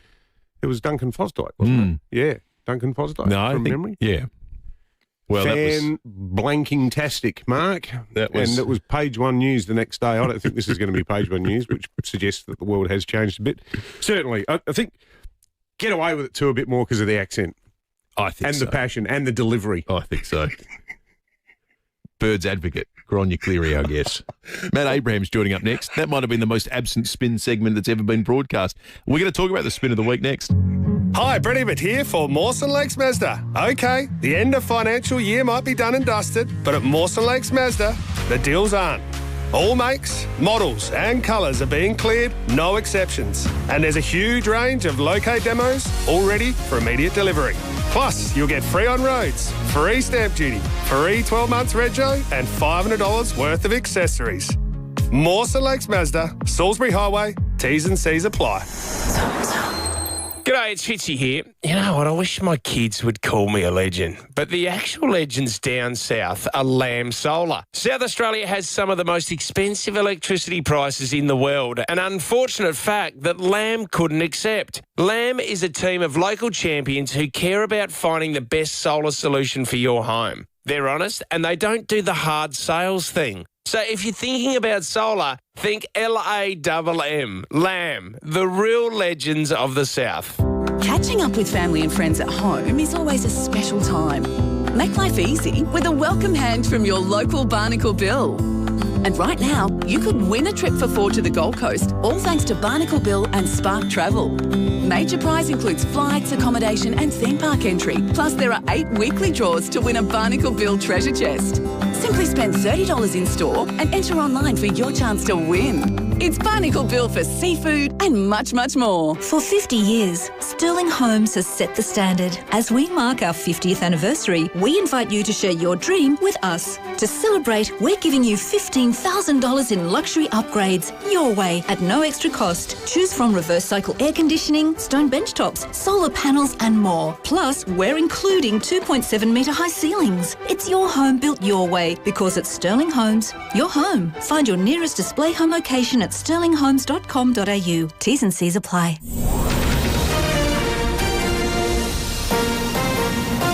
This is 5AA News. Always Adelaide.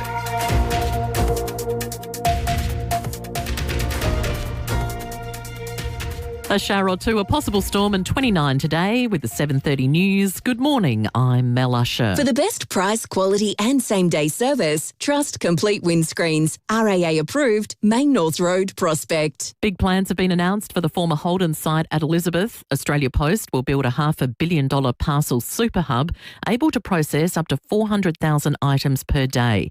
CEO Paul Graham says it will open in 2028. This is the largest investment Australia Post has ever made in South Australia. New facility has been designed to service and support deliveries across the entire state for the next 20 years and will allow Australia Post to test and learn as it plans its future operations and national network footprint. A drink driver's been caught more than 3 times the limit at McLaren Vale. Just after 8:30 last night, police saw a Kia sedan fail to give way to another car as it turned from Stump Road onto Victor Harbour Road. The 34-year-old driver was breath tested and allegedly blew .166. The man from Moana has lost his licence for a year and been reported. There are grave fears for 2 soldiers after a crash at an army base near Townsville. Andrea Carruthers reports. It's unclear exactly what caused the crash, but 9 News understands it involved a bus. It's yet to be confirmed exactly how many military personnel were on board. 2 soldiers were taken to Townsville University Hospital late last night, one by air, the other by road. It's understood both are members of the 3rd Battalion Royal Australian Regiment based at Laverick Barracks. This all unfolded at the Townsville Field Training Centre, also known as High Range, about 50 kilometres southwest of Townsville. It's a key site for ground-based military exercises. Some rule changes are on the way that will better recognise the work SA's 245,000 unpaid carers do. The requirement for care to be ongoing will be removed to recognise short-term care requirements such as dementia or drug or alcohol dependence. Human Services Minister Nat Cook says a new bill will be tabled this week. There is not one carer that fits a mould, and that's why we had to review this bill and get some changes made so that people could self-identify as carers, come in and out of the carer system and receive as much psychological, emotional and wellbeing support as financial support that they can. The US president believes long-term peace can be achieved in the Middle East without America's military presence. Under a peace agreement, Hamas must lay down its weapons.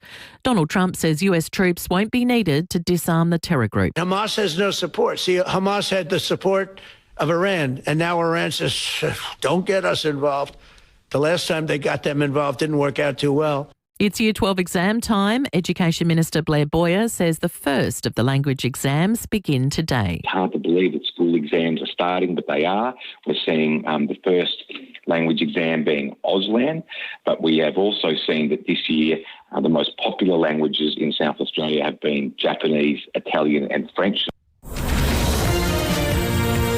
Now turning to 5AA Sport. Colours, custom design, any house, any style. Gliderol Garage Doors. Gliderol.com.au. And with everything footy, it's over to Tom Wren. Thank you, Mel. Yes, it was frenetic, wasn't it, on the final day of the trade period. Adelaide missing out on securing a trade to get Callum Archie from Brisbane to the club. But the Crows are still a big chance to get him via the pre-season draft. Zach Merritt will also be playing for Essendon next year after he failed in his desired trade to Hawthorn. The Bombers rejecting multiple offers from the Hawks for their captain before the trade window closed. To cricket, Queensland will be hoping to capitalise on its strong start against South Australia in its Shield match at Adelaide Oval. The Bulls will begin day 2 at none for 26 after dismissing SA for only 228 on day 1. Adelaide United will be hoping to start its season with a bang when it hosts Sydney FC at Cooper Stadium tomorrow night. The Sky Blues missed the finals last season. Coach Ufak Talay says they're ready to make amends. Pre-season has been a very long process, but it's also given us a chance to really build the team that we believe is going to give us success this season. Meantime, the Socceroos have lost their first match under manager Tony Popovic after going down in a friendly to the USA 2-1. Well, the LA Dodgers are on track for another World Series appearance after a 5-1 win against the Milwaukee Brewers in Game 2 of their best-of-7 series. The Dodgers trailed early but overpowered their opponents. Another 3-2. Muncy into center field. Frelick turns and runs. That ball's deep. Frelick jumps, and it is up and out of here. Max Muncy. And it's 3-1 Dodgers. Audio there thanks to ESPN. They now lead 2-0 in that series, while Seattle also leads 2-0 in its best-of-7 series against the Toronto Blue Jays, with Game 3 being played later this morning.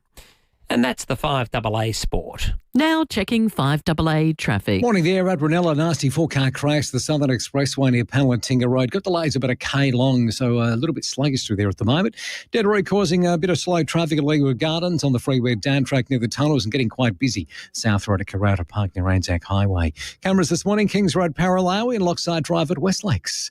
Platinum, the new fragrance by Messi, is exclusive to Chemist Warehouse. For $74.99, it can be yours today. Shop now at Chemist Warehouse. Adelaide's most accurate traffic on 5AA. The 5AA forecast, a shower or two, a possible storm, but a top of 29 today. Partly cloudy tomorrow, 21. Saturday, mostly sunny, 27. And Sunday, cloudy, 32.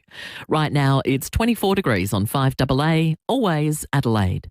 Go Vita, your local health food shops. With 40 years health and wellness experience and over 300 natural health practitioners specialising in you. Hi, I'm Yvonne from Go Vita Marion. For those moments when life gets a little too hectic, choose Nutrivital Premium Stress and Anxiety with ashwagandha, ginseng and sacred basil. 60 tabs, now $33.55. Save 40%. Always read the label and follow directions for use. Go Vita, Colonnades, Fairview Green, Marion, Mount Barker, Semaphore and Tanunda. If working with NDIS plans is a source of confusion or frustration, there is an easy way forward. At Complete Care, you're given a client service manager. Think of them as a concierge, there to assist and recommend services as they're needed, from cleaning and home maintenance to social support and transportation. They're essential to our clients and always available to their loved ones. It's just one of the things we do that sets us apart. Trust client service managers from Complete Care with a K. Guard your home. Allergens, dust, pet hair, all gone. The new Miele Guard vacuum range is here now at Harvey Norman. Combining high suction power with hygienic performance, the Miele Guard traps 99.99% of allergens and dust for optimal cleaning of hard floors, carpets, upholstery, and more. All wrapped in Miele's signature blend of quality and style. Priced from just $649. The new Miele Guard vacuum range is available in-store and online at Harvey Norman now. There's surprisingly big offers at Hyundai, like the Tucson from $39,990 drive away. Visit your participating Hyundai dealer today. David Penberthy and Will Goodings, 5AA Breakfast. 23 minutes to 8. For those wondering, Grania Cleary just texted Paddy, our producer, just to apologise for some of the blue language. Just said she was very passionate. If you missed it before the break, you missed... the most passionate bird expert on planet Earth. That's probably the best way of underselling the entire thing. But we're still getting texts from people like Paul on the police home care text line saying, can we please have the bird lady back on 5AA every morning? I think we will find an opportunity in future for Dr. Cleary to come back on. 10 years and 3 days into working with you, I reckon that we might have almost saved the best till last. I can't remember a better interview than that one. No, I think that was sensational. That might have just been the peak. That was quite extraordinary.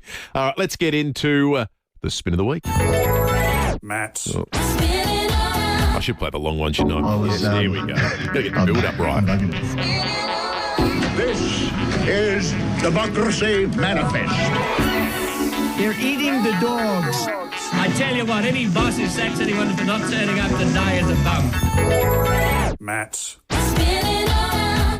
Matt Abraham in the 5AA Breakfast studio with us. You can watch along on Facebook and YouTube. Matt, just a warning, there is no delay on Facebook and YouTube. Good morning to you. We just discovered that. You wash your mouth out with soap, you. I had to get Bevo to dump me once because I use the F word. You, Matt Abraham. Yes, I don't know why. I know. And I said, dump me. And David, who wasn't the most technically literate on the panel, just hit every button he could see and put the studio off air.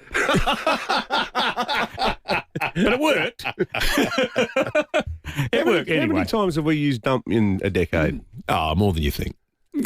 Yeah. He doesn't tell you about it. You dumped me once for saying something about a court judgment where I went off. That's I right. I really left the reservation That's one morning right. and you dumped me. Yes. That was good. You probably saved the radio station $100,000.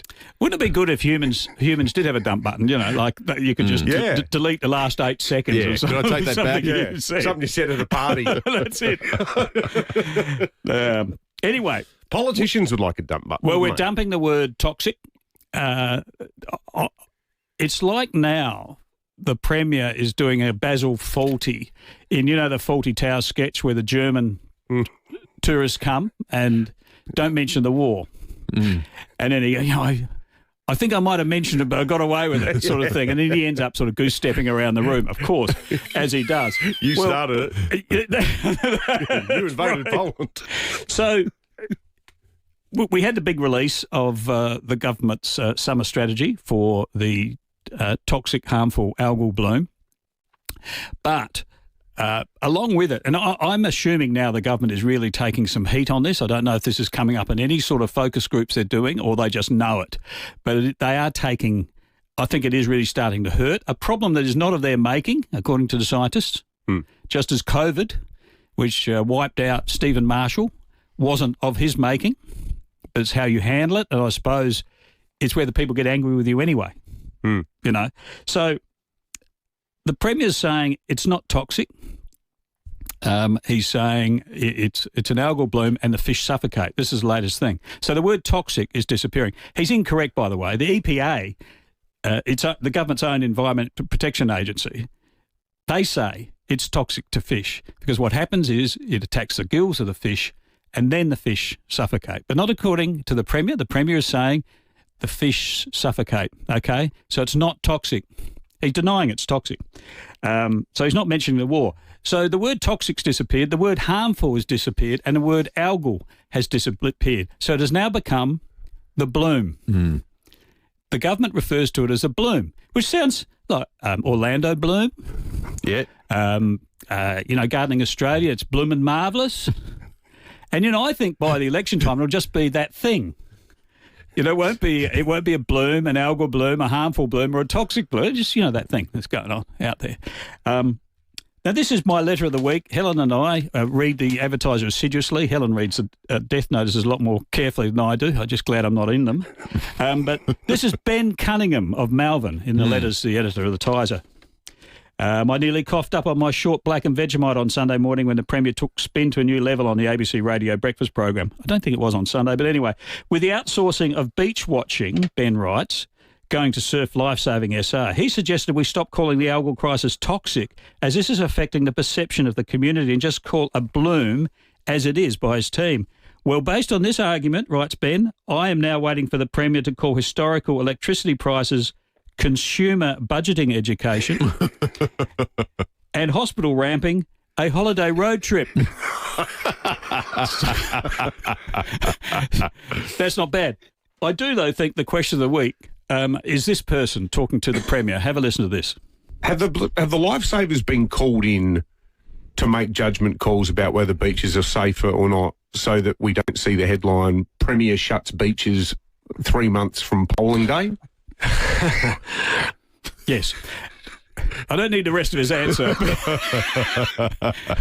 Because if you were watching that on live stream, the said a lot. And I think that the question and I think a bit of the response absolutely nails the fear the Premier has about this. And that is we're rolling towards an election. It's getting hot in Adelaide.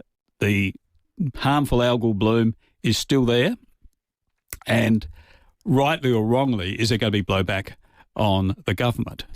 It's eerie how similar it is to the last election, isn't it? As that approach, you thought the last thing that the Premier wants is a situation that might necessitate a lockdown or you had the hotels all saying, why aren't we allowing sit-down drinking at this point in time? And there was tension around what was and wasn't being allowed, and it came to a head at the worst possible time. Well, he wants to avoid that. The other thing too that makes it comparable to COVID is that you have divergent views about how we should behave in the light of this bloom. And I've said before, the three of us probably represent different points of the spectrum. I'm much more let it rip.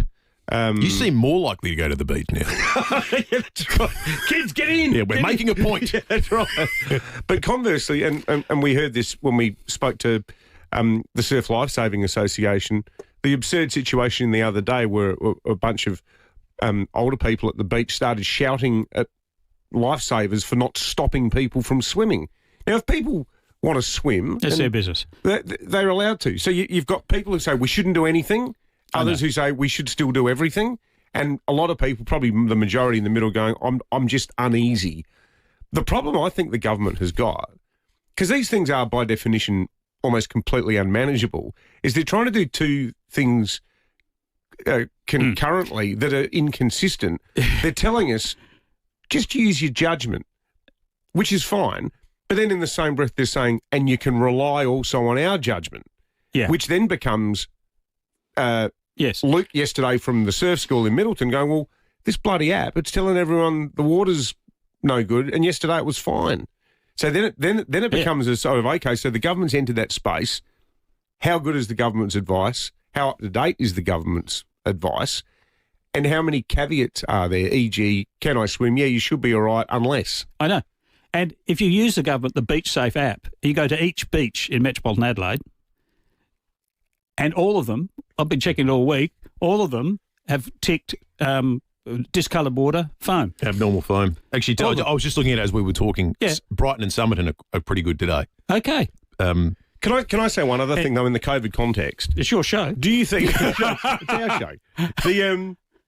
Do you reckon, man, that the Libs have got to be careful in the same way that Malinowskis pulled back from jumping up and down about every little hiccup along the way with COVID? He put a muzzle on Coots to stop him from being full-blown attack dog at a time when Marshall was trying to control something that was not his fault. I thought what Frank Pangello did yesterday with those social media posts... The memes of, like, dead fish with thanks Mally written next to it. Okay, so there's a woman walking a dog next to a dead turtle. Going to the beach was safer during COVID, and a dog, it's muzzled, saying, thanks, Mally. That's one of them. There's about half a dozen. Do you think there's a risk for the Libs that they will just look like craven opportunists who are catastrophising this, and it could undo the good work Tarzia has done, saying better, quicker help for business, etc., etc. They could just look like they're beating it up for political gain. Well, that is a risk, the opposition. You know, that is a risk, obviously. And, you know, they're up against a very popular Premier who is a master of spin and has an enormous control of social media. When I say control, he has a huge presence on social media and is universally loved on social media. But this is one of those topics, okay? This isn't like a front bar sort of topic. After school, we took the Grandies school pick up a couple of days a week, took the Grandies, little kids from kindy and primary school, took them to the playground. Other grandparents and parents are at the playground. What are they talking about? They're talking about the $385 million blown on a hydrogen plant that didn't happen? No, they're all talking about the bloom. That's what people are talking about. They're not talking about, is Trump a maniac? What's happening, Hamas? Da-da-da-da. They're talking about the algal bloom at playgrounds, down the beach, all that sort of gear. And it is making people, talking to somebody who went running down there yesterday and is not going to go back running along the beach because he was just, his nose, his throat, his eyes, his nose was streaming. He said, I haven't felt like this since I gave up smoking. But as for Pangello's memes, just remember, it's the Labor Party gutted the Liberal Party's nuclear policy with a meme of two-headed and three-headed fish. Now, that was childish, it was puerile, but it worked. Yeah. Yeah, that's a good point. Yeah, it worked. So what if the Liberals extend this? What if the Liberals start pumping out memes saying, spent 4 hours in a hospital at the Ra ramp. Thanks, Mally. What if they, what if Thanks, Mally takes hold? Blew $385 million on a hydrogen dream. Thanks, Mally. What if that sort of stuff takes hold on memes? So you can operate, you operate politics now on several levels. So you've got what you see on telly and what you read in the paper and what they're saying, what's coming out of their mouths. But there's a subterranean thing that goes on social media where the rules are a lot slacker. Yeah. There's no dump button on social media. I actually thought the Irish bird fancier on there. Yeah. Anyway, look. By the by, I thought there was a great poster at the Public Sector Association's rally yesterday of a giant golf ball, and on it was they're rallying for pay and conditions, obviously, and it said we can't afford to live. And I thought it was just a very clever. It was a very clever poster. LIV. We can't afford to live. LIV. And are they talking? It's a clever slogan because it asks the question: can we, as a state, we certainly can't live as public servants at the moment. I thought it was a very clever poster and play on that controversial expenditure. Labor would be very happy that David Spears, one of his genius acts, was to get rid of election posters. Yeah, because you could have a lot of deflated golf balls. Yeah. All right, we're going to check traffic and come back with more from Matt Abraham in just a moment. Help Australians wanting to access critical medicines by visiting strongerpbs.com.au for more information. Morning there, got a nasty forecast smash at Brunella. She's on the Southern Expressway near Palantinga Road. Inbound, delays are back a couple of Ks. Give yourself some extra time. You've got to go that way this morning. Dead Reed causing a few delays too at Leeward Gardens. She's on the freeway down track near the tunnels. And we are slow at the moment at Flinders Park for those ongoing works. Grange Road at Holbrooks Road. Cameras today, Eastern Parade, Gilman and Grange Road at Grange. New 40-kilometre speed limits apply near some schools at drop-off and pick-up times for November.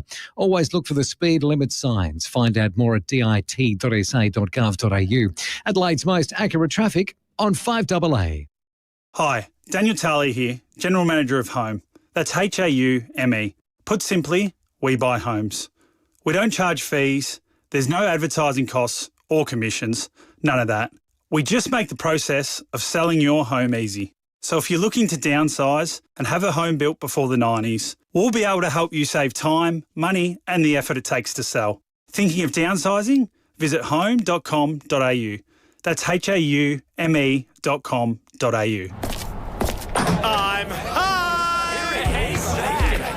The Excelsior Hotel has always felt like home. And for seniors, it's always been great value with 20% discount on selected bistro meals. Yep, 20% off. Feeding the whole family? Bring them all Saturday or Sunday for live acoustic music from 5 p.m. And kids eat free. Some conditions apply. The Excelsior Hotel feels like home, but better. You just know it's a Barreau Hotel. A pedicure should feel good, and at Medipedi it does from the ground up. Medipedi combines the indulgent touch of beauty therapy with the trusted skills of podiatry, creating Adelaide's first medical pedicure. It's a treatment like no other. Your feet expertly cared for by a podiatrist, then pampered by one of Medipedi's trained beauty therapists. Because looking after yourself should feel exquisite right down to your toes. With 4 Adelaide locations, book now at medipediclinics.com.au. Medipedi, feel good from the ground up. Mawson Lakes Volkswagen has a problem. Too many Volkswagens, not enough space. Yep, they're overstocked, and that's very good news for you because every demo is priced to clear, like right now. Their solution? A huge demo clearance with hot prices. But that's not all. They're offering immediate delivery and finance so easy, you'll wonder why you didn't do this sooner. But don't wait. These demo Volkswagens won't sit around for long. Mawson Lakes Volkswagen, Salisbury Highway, just a short drive from the city. Any second now, you'll hear a sign for Aldi's 20-volt mower kit for $199. Aldi's 20-volt mower kit for $199. Now she's going to mention the 45-litre grass catcher and foldable handle. You just said it yourself. Oh, it's like I'm psychic. All signs lead to the Special Buys Power Tools sale this Saturday. Aldi, good different. Explore Europe your way with Backroads and Phil Hoffman Travel. For almost 4 decades, Backroads has been crafting award-winning small group tours across the UK and Europe, connecting guests with the heart and soul of every destination. Discover Portugal's charm from Lisbon to the Douro Valley, or experience the beauty of Scotland from Edinburgh return, with signature moments and inclusions along the way. Book now and save up to $250 per person. Visit pht.com.au. 5AA Breakfast is streaming live right now. To watch, simply head to 5AA on Facebook or YouTube. There's surprisingly big offers at Hyundai, like the Tucson from $39,990 drive away. Visit your participating Hyundai dealer today. David Penberthy and Will Goodings, 5AA Breakfast. 6 to 8, Matt Abraham in the 5AA Breakfast studio, dissecting the spin of the week. And as usual, I think it's the topic that most people are talking about in South Australia. The algal bloom has been predominant, albeit Phil says... The bloom. The bloom, you're right. We can't call it the algal bloom anymore. That's the whole point of the spin segment. It's the bloom. Phil says he spoke to a lot of younger people who are blissfully unaware of any bloom. I got to say, every second conversation I have with someone, and maybe it's even more front of mind western suburbs, but everyone's talking about it. There's no conversation. All roads lead back to talking about the bloom. As does the first of my mighties today. Shall we get into some spin? Let's do it. Matt. Okay. This is the premiere. The best bit of this to me is right at the end. But let's have a listen to him talking to Jules Schiller. We're seeing dead fish, penguins and turtles. I mean, it's toxic to them. It's not, Jules. Well, they're dying with lack of oxygen, aren't they? Let's get our language right, Jules. Okay, and as a person in the media, I know you take that responsibility seriously. The fish are, it's beyond heartbreaking to see the marine life that is dying, and I've seen plenty of it firsthand myself. But they're not dying because they're intoxicated, so to speak. Okay, we can all agree the fish aren't pissed, okay? I think... Soused mackerel. Yeah. They're not sloshed. Okay, I promised the kids I would give this rating. I'm giving him 6-7. Oh, no. Sorry. Skibbity. Oh, my goodness. I'm so hip as a boomer. Hit to the beat. Matt Abraham would have been a long odds to be the first person to do a TikTok meme on 5AA Breakfast, I reckon. But I really hope Sam and Charlie are listening. They'll love that. I don't even know what that means. I just know it exists. Nobody does. No one does. I don't know why it's a thing anyway. But then the grandkids try and catch you, like, what's such and such and such and such. And I go, it's 67. Anyway. Grandpa fell for it again. Anyway, I'm giving him 6-7. Do you ever get skibbity? No, not yet. Okay. But it's all that to look forward to. I've never heard of cooties, which are apparently girl germs, like if you're a boy. Oh, yeah. Cooties? I haven't heard I think that's an oldie, that one. Oh, is it? It's been around for okay. Yeah. Zesties as well. What? Anyway. That's another thing. That's another term. Anyway, let's now, thank heavens, and we have seen, some sort of good news out of the Middle East with Donald Trump being hailed as a huge peacemaker. But the term that keeps coming up over and over again is peace through strength, which I think is code for peace through war. But anyway, peace through strength is the Trump mantra. Now, this may be Trump or it may be J.L. Corvin, who impersonates Trump. It is very hard to tell. But just to have a listen to his definition of peace. I ended the War of the Roses, which, if you recall, Michael Douglas was very tough in that movie, and I ended it, okay? We ended war games because I got to the credits in the movie, and I said, okay, turn it off. So we ended that. I also did peace in countries, states. I'm sending troops into my own country, of course, because first... How do you get peace if you don't have war? There's no peace. If everything's good, there's no peace. You didn't think about that, did you? He's very funny. I hadn't thought about it like that. The Donald, J.L. Corvin, actually, Yes. to be fair, gets a very strong 9 out of 10. Matt's. Good on you, Matt. Excellent, Matt. I just Pleasure. hope the Premier's not waiting at the lift today. He might have come in. Yeah. Of his own, under his own steam. He's chocked the doors. He's just put a few bricks to stop the stairwell. Coming in from the river end with He's the wind at his all right. back. He's 5AA News going up, breaking 8 next. Skibbity. The most frustrating thing about having your car repaired after a collision can be the wait. Sometimes months. At FIVEAA Panel Services, the wait is one thing you won't have to worry about. We've expanded our workshop and our highly skilled team. It means we're better equipped to deliver an outstanding outcome for you and your car. RAA and MTA approved, FIVEAA Panel Services work with most insurance companies. So ask for FIVEAA Panel Services and get back on the road sooner. Guard your home. Allergens, dust, pet hair, all gone.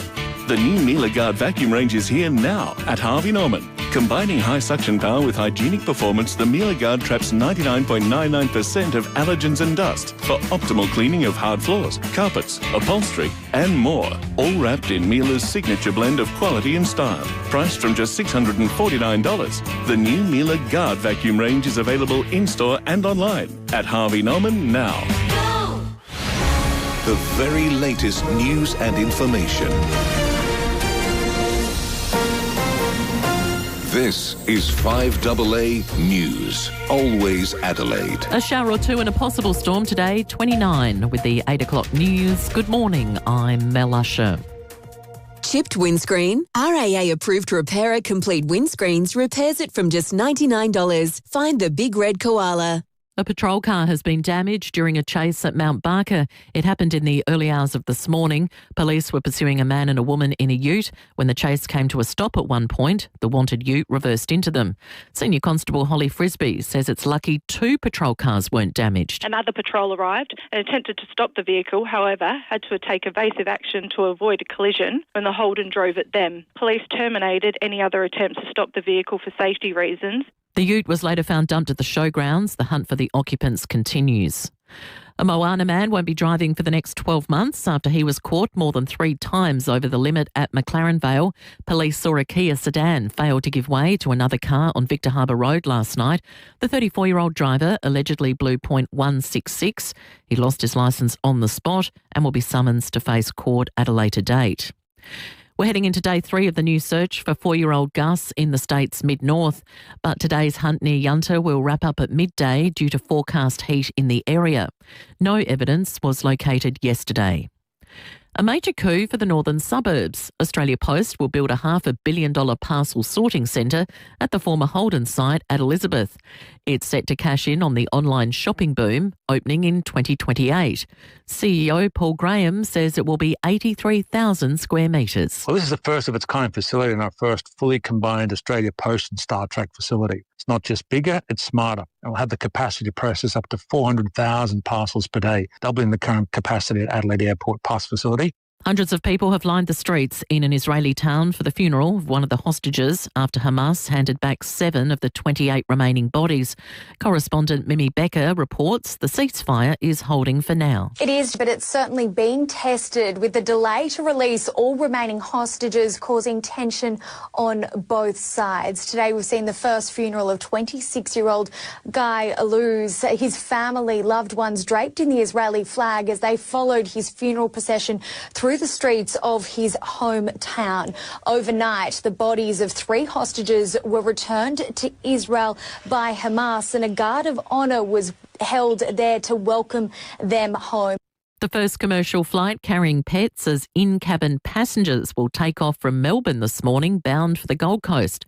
Virgin is confident it'll soon have plenty of flying fur babies taking flights, but they must be small breeds. Ali Guy says she and her Pomeranian named Bambi are inseparable. So we've been waiting for this day, finally can travel with my fur baby. I've just got lots of treats, snacks, some toys, did a bit of a walk before, but we're ready to go. Now Now turning to 5AA Sport. Gliderol Garage Doors, adding strength, style and safety to your home. Gliderol.com.au. Here's Tom Wren. Thank you, Mel. Adelaide is still considered a strong chance to land Calamarchi despite missing out on getting the Brisbane Premiership forward in last night's trade period. The Lions refused to deal with the Crows, who offered a second round and future third round pick. But Archie could announce his financial terms, making it unlikely he'd be picked up by anyone else in the pre-season draft. Christian Petrarca and Jamara Ugle-Hagan are off to Gold Coast. Charlie Curnow is now a Swan, while Clayton Oliver will play at GWS. But Zach Merritt did not get a deal done to play with Hawthorn, meaning he remains at Essendon. Let's get to cricket. South Aussie skipper Nathan McSweeney's Ashes hopes are fading after he was dismissed for 41 on the opening day of the Shield clash against Queensland. Bowled him. McSweeney's left one now. And Nisa has got that to duck back in and hit the off stump. Audio thanks to cricket.com.au. SA dismissed for only 228 on the opening day. The Bulls reaching none for 26 at stumps in reply, with Usman Khawaja on 22. Meantime, England has jumped to the top of the standings in the Women's One-Day World Cup after their match against Pakistan was declared a no result because of bad weather. The Adelaide 36ers will be in action tonight when they host the South East Melbourne Phoenix, looking to bounce back after a first loss of the season to the Sydney Kings. Speaking of, the Kings have gone down to the Tasmania Jack Jumpers overnight, beaten 86-70.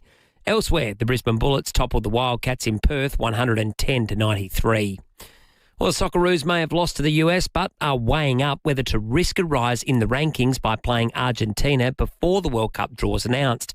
Australia is currently ranked 25, and a win over Lionel Messi's team would catapult them into the top 24, resulting in a more favourable draw. Meantime, Adelaide United's players will have a light run today ahead of tomorrow night's A-League season opener against Sydney FC at home. And the Australian Summer of Golf continues today with the start of the WA Open at Mount Lawley. Mark Leishman headlines the field, playing for the $200,000 purse.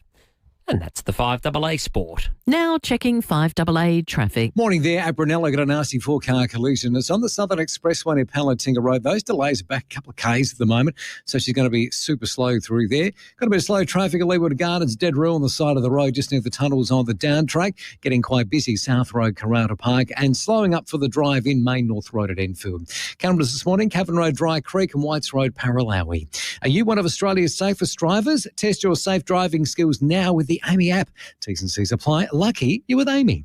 Adelaide's most accurate traffic on 5AA. The 5AA weather heading for a top of 29 for your Thursday, a shower or two with a possible storm. 21 tomorrow though, partly cloudy. Saturday mostly sunny, 27, 32 on Sunday. Right now it's 24 degrees on 5AA, always Adelaide. The Kia Tasman reviews from car expert are in. Wow, that is impressive. It basically just crawled out of that with no issues at all. The Tasman has even been tested at South Australia's famed testing facility, The Bend. So are you ready to test a Tasman for yourself? Tasman, the best ute you've never driven. This is seriously cool. Very nice. Visit your local Kia dealer now for a test drive. Kia, movement that inspires. Is it the best Beechwood home ever made? Possibly, but there's always more to come from Beechwood. Introducing the Caliente, now open for viewing. The Caliente is a multi-level masterpiece of design, innovation and style. Taking inspiration from Palm Springs in California, it's definitely a conversation starter. The team at Beechwood can't wait for you to see it at 10 Simon Crescent, Craigburn Farm. Open Saturdays and Sundays, 1 to 4:30 p.m. Life's good. It's even better in a Beechwood home. Look at your hands. 5 digits, 14 joints, 27 bones, multiple tendons and nerves, but a lot can go wrong. If you're experiencing hand pain, it can drastically affect your lifestyle. If it's happening to you, get in touch with GRIP, a specialised hand and wrist practice with a team of highly qualified hand surgeons and therapists. From therapy to surgery, GRIP can help you get to the source of the pain and provide a solution. Visit gripsurgery.com.au. The news and issues that matter to South Australia. Always Adelaide. This is 5AA. There's surprisingly big offers at Hyundai, like the Tucson from $39,990 drive away. Visit your participating Hyundai dealer today. David Penberthy and Will Goodings. 5AA Breakfast. 8 minutes after 8. It's been a busy couple of minutes out in the producer's booth. Paddy and Em working up a storm. We've got some news stories that are coming in. We'll be chatting with the Australia Post CEO shortly, who's on site at Elizabeth. The conversion of the Elizabeth Holden site to a parcel sorting facility, twice as big as the one at the airport, that will be a remarkable piece of kit, it sounds like. We're going to talk about that very, very shortly. The other thing we've done, Paddy's done a remarkable job locating one of the witnesses to the citizen's arrest on the O-Bahn, who will be on the program too over the course of the next 30 minutes. So stay listening. Lots happening in Adelaide. You're going to hear it all here on 5AA Breakfast. 8223 0000 is our number. The weather remains warm, 24.4. I think we're at this point now, it's not going to get any cooler than 24, I wouldn't have thought today. No. Until maybe later this evening. But certainly throughout the thrust of the day, we're going to get to that maximum of 29 very, very quickly. It's real Astrid Gilberto weather, isn't it?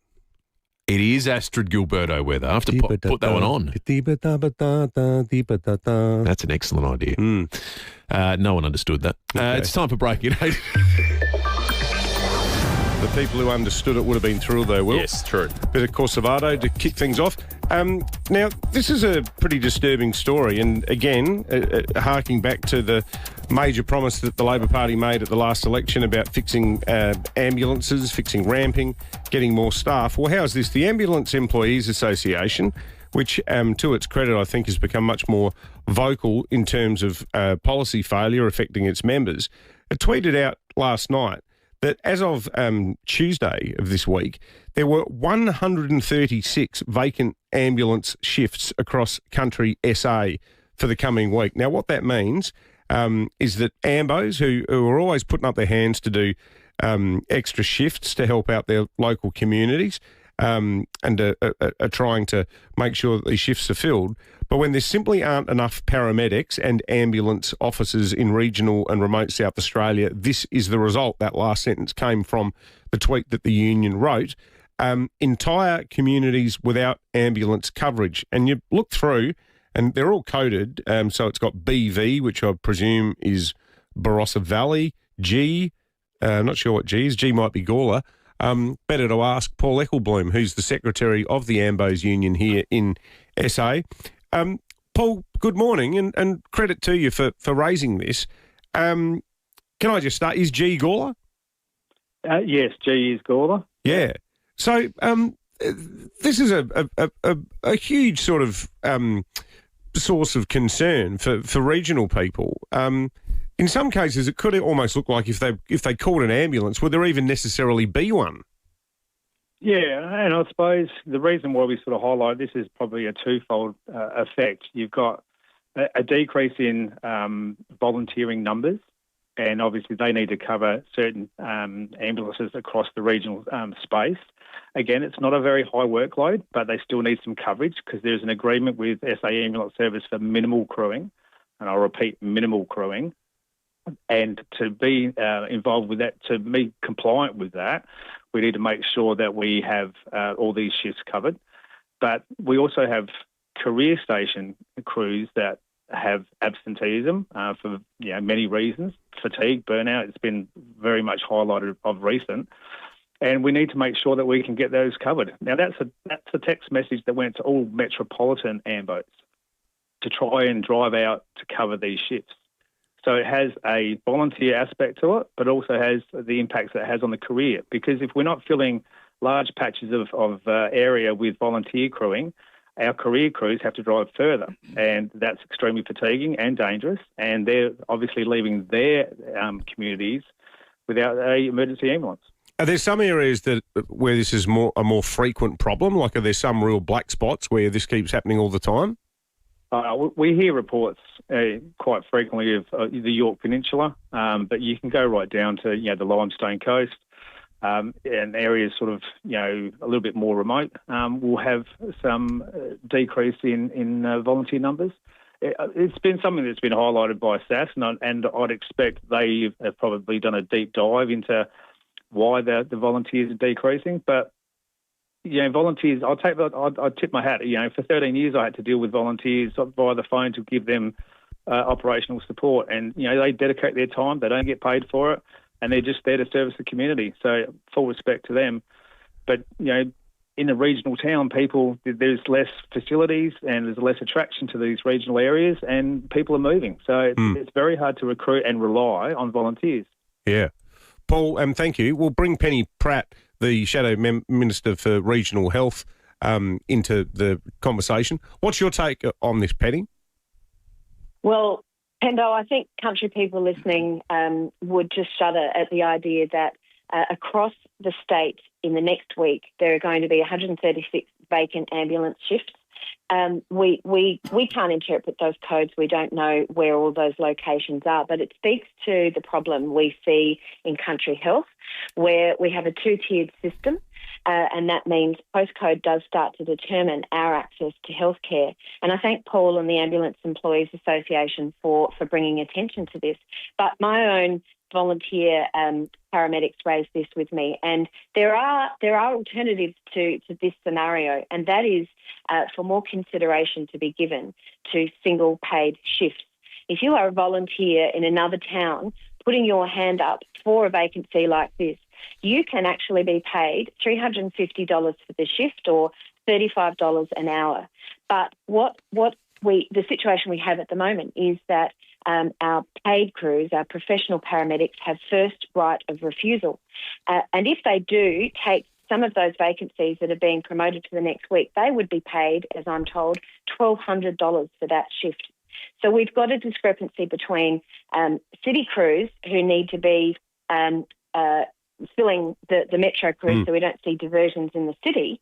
But if they are required to help us out in the country, they are unintentionally taking shifts that I know volunteer paramedics have put their hands up for, could be paid for a single shift. And so I think, a review by the government on the vacancies that we see, the robbing Peter to pay Paul approach to filling these vacancies, the threat to lives where these vacancies can't be filled.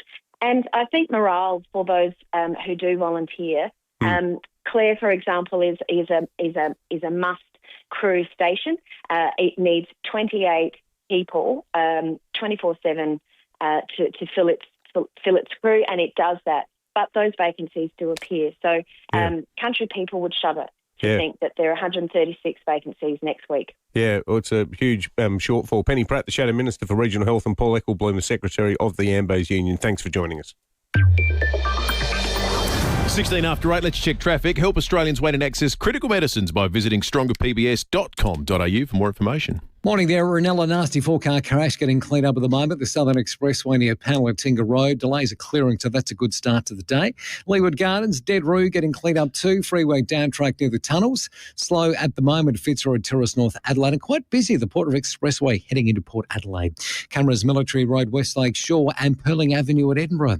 Get $3,000 off the drive-away price of the Mahindra XUV 700 AX7, now from $36,990. Elevate your everyday adventure at Adelaide City Mahindra. Adelaide's most accurate traffic on 5AA. When it comes to reducing pain and rebuilding strength, Kiesa leaves nothing to chance. Our university-qualified health professionals don't just treat problem areas. They design personalised training programs using Swiss-engineered machines unique to Kiesa. These machines safely isolate the affected area, test your strength and help rebuild your muscles for a stronger, more active and healthier life.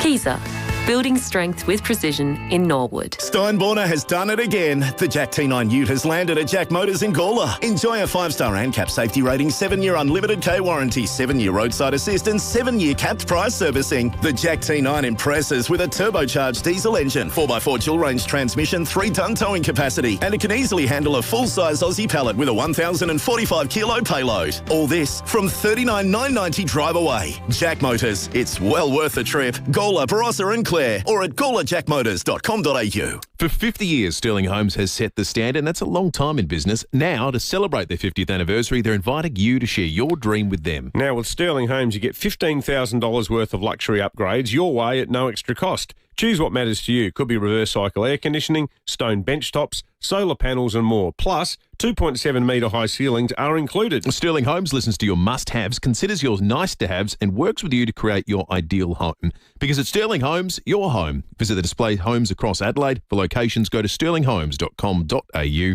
T's and C's apply. Guard your home. Allergens, dust, pet hair, all gone. The new Miele Guard vacuum range is here now at Harvey Norman. Combining high suction power with hygienic performance, the Miele Guard traps 99.99% of allergens and dust for optimal cleaning of hard floors, carpets, upholstery and more. All wrapped in Miele's signature blend of quality and style. Priced from just $649. The new Miele Guard vacuum range is available in-store and online at Harvey Norman now. A new elevated shopping experience awaits at Burnside Village. With a 2-storey Mecca flagship store, Coco Republic, JB Hi-Fi, Uniqlo, Style Runner, Kavari, July and much more. Burnside Village. Fashion, dining, lifestyle. BurnsideVillage.com.au. Ray White. Big name in real estate, but also the biggest name in business broking. What makes us big? Our people, like Brett Buckley and his team. MBA, lecturer and multi-time SA Business Broker of the Year. Brett doesn't just read a P&L, he feels it. If you're selling or expanding your business, Brett can take your business apart and find you more money. And we're not talking small change. Go on, touch base with Brett. Search Ray White Business Sales SA. Rosanna Mangiarelli here from 7 News. Join me and Will Goodings for Adelaide's leading news hour, 7 News, tonight at 6 o'clock. There's surprisingly big offers at Hyundai, like the Tucson from $39,990 drive away. Visit your participating Hyundai dealer today. David Penberthy and Will Goodings, 5AA Breakfast. 20 after 8, I find this story extraordinary. Steven van der Velde is a Dutch volleyballer who has been listed on the Volleyball World website as a competitor in the upcoming Adelaide competition. It's happening here in November. Much to the outrage of people who might recall that he was booed at the Paris Olympic Games, last year, because this is someone who has been previously sentenced to 4 years in prison after admitting to 3 counts of rape against a young girl, 12-year-old girl. Now, this, and not that time heals anything in this case, but this happened in 2016. This is all kind of recent stuff. And he only served like a year of the sentence too, for some reason. Don't know how he got out. Now, Novak Djokovic got bowed entry to the country during COVID, didn't he? Yeah, for just refusing to get vaccinated. Or actually, we don't even know if he got vaccinated or not from memory. I think he just said, I'm not going to reveal That's right. Candace Owens has been banned entry for being a nutter. Oh, yeah, she's the one who thinks that the Queen's a lizard and so forth. Yeah, she spoke. Charlie Kirk appears in her dreams now. Oh, really? Okay, but all that said, these people got banned, and then this seems to be up for debate in some way. Now, the Attorney General here in South Australia and the opposition have both written to the immigration the Immigration Minister and the Home Affairs Minister, Tony Burke, to try and get this banned. The Attorney General joins us now, Kaim Ma. Kaim, good morning to you. Good morning, guys. Why does this necessitate a letter from the South Australian government? How is this person just not rejected entry into the country as a matter of course? Yeah, matters for immigration who comes into the country are solely the province of the federal government. They need to consider anyone who applies for a visa. Section 501 of the Federal Immigration Act can have someone banned if they don't meet a good character test. We are very, very strongly of the view that this person should not come into this country. To be very, very blunt, he's not welcome, and we don't want him in South Australia. I think, I'm not sure when the timing of the letter being sent was, AG, but you haven't had any feedback yet from the feds about it, have you? No, not yet. The International Beach Volleyball Tournament, which is a great thing for South Australia to host, is mid and late November. So we made our views very, very clear to the federal government that we don't want him. He won't be welcome in South Australia. And look, we take these sorts of offences that seriously, that if he committed these offences again in South Australia, he would likely be jailed for the rest of his life, locked up throw away the key. For the second offence of serious child sex offences, if you're jailed in SA now, you are under indefinite detention until you can prove you're no longer a threat to the community. So we just do not want him in South Australia, full stop.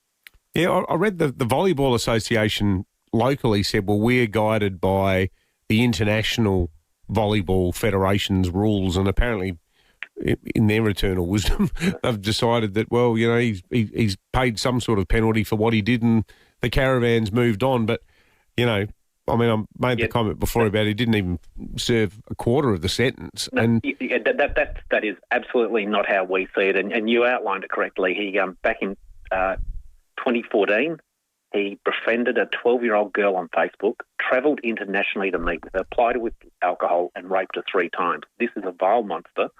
He was convicted in 2016 in the United Kingdom, sentenced to 4 years. He was sent back to his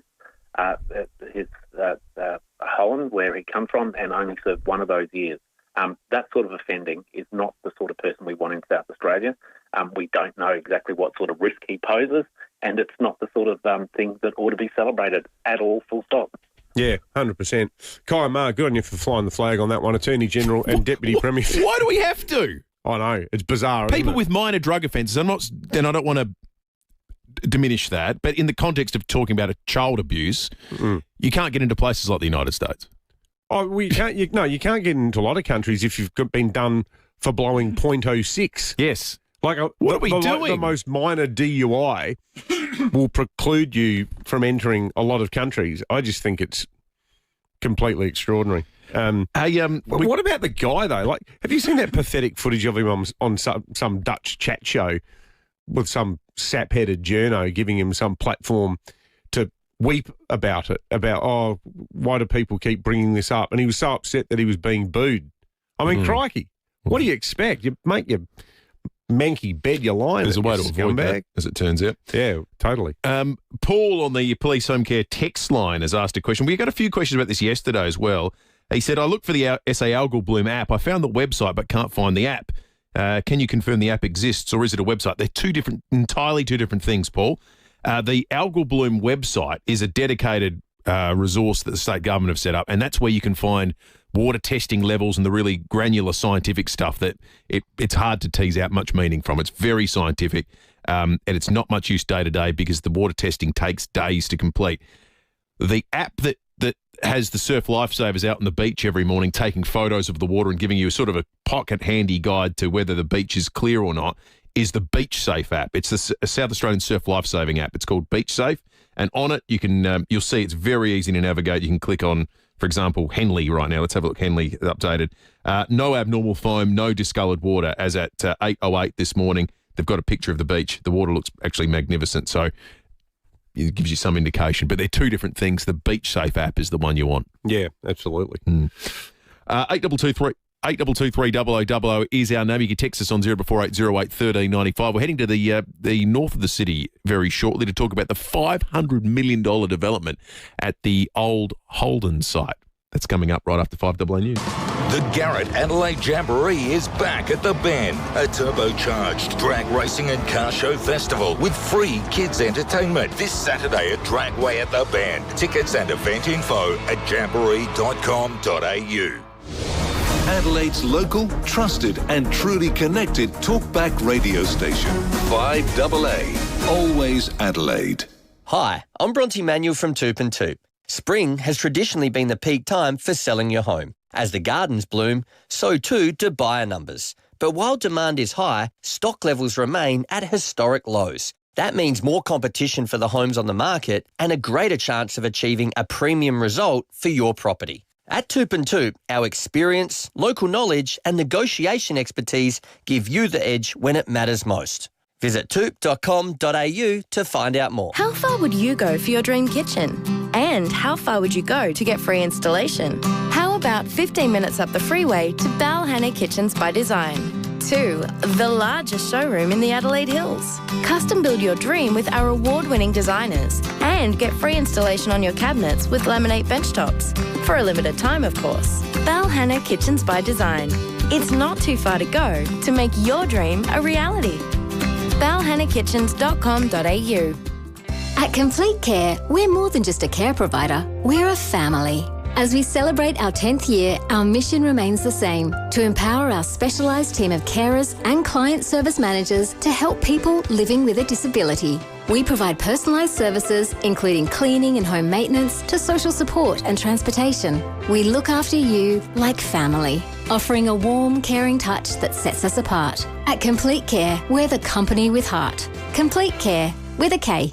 Go Vita, your local health food shops. With 40 years health and wellness experience and over 300 natural health practitioners specialising in you. Hi, I'm Yvonne from Go Vita Marion. Nutrivital Beauty Collagen with hydrolyzed marine collagen peptides helps maintain healthy-looking skin when consumed as part of a balanced diet. Nutrivital Beauty Collagen, 155 grams, now $35.50. Save 50%. Go Vita, Colonnades, Fairview Green, Marion, Mount Barker, Semaphore and Tanunda. When you're hosting a family Christmas party, you might start with a go-to roast, a drama-proof seating plan, and that gravy recipe that's a family secret. But those in the know find all the answers in the aisles at Pal's. Sam and Jamie from Parafield Airport Liquor Store know every drop on the shelf. They can make sure you have the best wines, beers, and spirits for everyone. And great gift ideas too, all under one roof.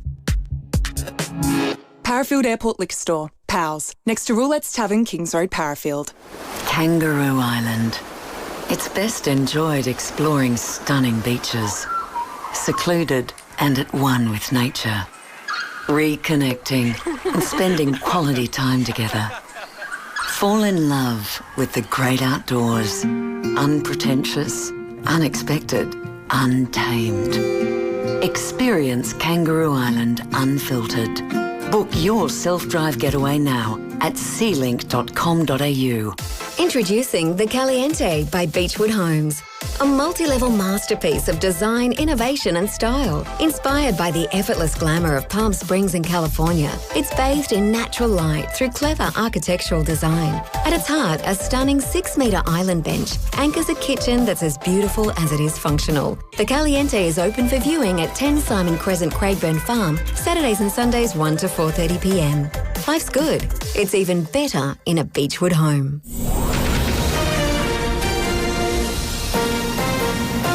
This is 5AA News, always Adelaide. A shower or two, a possible storm and 29 today. With the 8:30 news, I'm Mel Usher. Make RAA approved windscreen repairer Complete Windscreens your insurer repairer of choice. Visit completewindscreens.com.au. A patrol car has been damaged and a second has narrowly avoided being rammed during a chase at Mount Barker. It happened just before 2:30 this morning. Police were pursuing a man and a woman in a ute. The ute was later found dumped at the showgrounds. The hunt for the occupants continues. A state-of-the-art parcel sorting centre costing $500 million is headed to Adelaide's north. Australia Post has dubbed it a super hub, capable of sorting 400,000 parcels per day. CEO Paul Graham says it's a major investment for the company. Well, this facility is right in the heart of Adelaide's growth corridor on the old Holden side of Elizabeth. It's a perfect location that supports regional revitalisation and positions us to serve a growing population, expected to hit 2 million by 2033. It's set to open in 2028. The definition of carer will be expanded under proposed changes to be introduced to State Parliament this week. South Australia has 245,000 unpaid carers, and this new bill increases the ability for carers to self-identify. Human Services Minister Nat Cook says the requirement for care to be ongoing will also be removed. People may come in and out of your life who has a crisis of maybe mental ill health, or it might be associated to drugs and alcohol or any other reason. You can identify as a carer for the period of time that you need to offer that support. This is really important in our modern society. It's been confirmed there were 3 troops involved in a vehicle rollover at an army training ground near Townsville last night. 2 have now been discharged from hospital, but there are grave fears for the third, who's been treated for life-threatening injuries. The Defence Force has released a statement saying the welfare of ADF members and their families is their priority. The Liberal Party is marking its 81st anniversary as its future hangs in the balance following this year's election wipeout. The party only holds 28 of the 150 seats in the House of Representatives after losing a swag of electorates across the country. The Liberals are currently reviewing their policy positions, with MPs divided over energy and immigration. Hundreds have lined the streets of a town in Israel for the first funeral for one of the hostages. Hamas handed back 3 more of the remaining bodies overnight, but forensic investigations have confirmed a 4th body was not that of a hostage. Israeli government spokesperson Shosh Bedrosian says all fallen hostages need to be returned home. We will not compromise on this, and we will spare no effort until our fallen hostages return, every last one of them. And it's been revealed Star Wars favourite Yoda was never meant to be green. Early concept art shows the character being light blue, pink and even purple. Now turning to 5AA Sport. Colours, custom design, any house, any style. Gliderol Garage Doors. Gliderol.com.au. It's over to Tom Wren. Thank you, Mel. 2-time premiership player Calamachi is still a Lion for now after a deal fell through to get him to the Crows. Brisbane was chasing a first-round pick for the 28-year-old, but Adelaide were prepared to offer a second-rounder and future third, meaning Archie is likely to go to the pre-season draft. The Crows did, however, pick up North Melbourne big man Finbar Maley. Archie wasn't the only player who missed out on being traded as the deadline approached last night. Zach Merritt will stay at Essendon, Jai Simpkin will remain at North Melbourne, and Rowan Marshall stays a Saint. Well, the search for an opener for the first Ashes Test is looking increasingly murky, with several contenders again failing in their Sheffield Shield matches. Jake Weatherald made only 18 for Tasmania, Henry Hunt a duck for SA, while Sam Constas was also out for a duck against Victoria. Hit on the pad, and he's been given out! Scott Boland gets Sam Constas for a duck! South Australia's bowlers, meantime, have a lot of work to do to get SA back in the contest against Queensland. The Bulls to start the day at none for 26 after the home side was dismissed for only 228 on day one. Well, Sam Kerr has come from the bench for Chelsea in a 4-0 Champions League win over Paris FC. That result puts the Blues into 4th place early on in the round-robin stages. And that's the 5AA Sport. Now checking 5AA traffic. Morning there. Roads getting quite busy at the moment. The Southern Expressway at Majors Road, O'Halloran Hill. People getting used to the on and off ramps through there. Quite sluggish, the Porter Expressway at Port Adelaide, and slow going as well, Brighton Road, Glenelg East near Jetty Road. Works at Henley Beach. Look out for Grades Road near Anthony Street with the Camera Kings Road, Paralawi. Get to know the Volkswagen ID range with the EV Showcase October 18th at your local dealership. Exclusive special offers available. Visit volkswagen.com.au for T's and C's. Adelaide's most accurate traffic on 5AA. The 5AA forecast, a warm one on the way, 29 with a shower or two and a possible storm, then partly cloudy tomorrow, 21. Saturday mostly sunny, 27. Sunday cloudy, 32. Right now it's 25 degrees on 5AA, always Adelaide. There's surprisingly big offers at Hyundai, like the Tucson from $39,990 drive away. Visit your participating Hyundai dealer today. David Penberthy and Will Goodings, 5AA Breakfast. 24 minutes to 9. We started the program talking about this morning. Australia Post is making its biggest ever investment in South Australia, a $500 million parcel super hub that will be built on the site of the old Holden plant in Elizabeth, opening in 2028, so it's going to take years to build. It'll be the first fully combined Australia Post and Star Trek facility and the largest in their network, processing some 400,000 parcels a day. Paul Graham from Australia Post, the CEO of Australia Post, should I say, joins us on 5AA Breakfast now. Paul Graham, good morning to you. Good morning. So, Paul, this is a massive, massive thing. It's hard to wrap your head around the scale of it. And you guys obviously at Australia Post think that the uptake of online shopping in South Australia is still undercooked and is only going to continue to grow. Absolutely, yeah. We see the market doubling in the next 10 years. And indeed, Australia, whilst we're have really embraced online shopping, we're still only half the penetration rate that we see in places like Europe, for example. So, yeah, we think there's a lot of upside, and part of our responsibility is to make sure that we support Australian retailers, particularly small to medium businesses, and give them the best chance to compete against the larger platform players, and this investment in the long-term future of that business and serving our customers in South Australia. In terms of what it means for jobs, Paul, does it mean that Australia Post, rather than it being a question of attracting fewer jobs or needing to fill fewer jobs, it now is going to need to fill different jobs, where in the past, historically, you had, thinking back to the old Storman and Packers days, you had people who were responsible for sort of handling the data on the boxes. Now is it more likely that you're going to be hiring sort of IT tech head type people because AI will do all the coding and everything on the parcels, but the back end computer side will be where the jobs will be? Yeah, look, the great thing about this side is it continues to sustain, our traditional jobs, as you say, people who work within those facilities, people obviously delivering that last mile. But given the investment we're making in innovation, as you say, particularly the amount of data that we as an organisation have, 2.2 billion articles flow through our network every year. Each one has a data set on it. We capture that data set. And what this site will have is new roles around big data, new roles around innovation and technology, new roles around engineering skills as well. So we're very excited to work with South Australian Government in relation to how we set this up as both a traditional service centre for obviously our customers, but also an innovation hub so that we can take the ideas and the things that we test and learn in Adelaide and make sure that we replicate those across the rest of the network. Yeah. And for people that receive parcels listening, presumably better sorting means it gets to your place quicker too. That's right. And you talked about big data. So, for example, every parcel has between sort of 7 and 11 bits of data on it. Our systems capture those things like dynamic sort, which sounds really exciting, and it is to us. Will enable us to ensure that those parcels, as they come through that facility, are sequenced in the most efficient, logical manner for that last mile delivery. So that will cut down on carbon emissions. It'll make sure that we have a more consistent and reliable service to customers. And our key goal, as I say, is to really ensure that we provide small to medium Australian retailers with the ability to compete against the big platform players.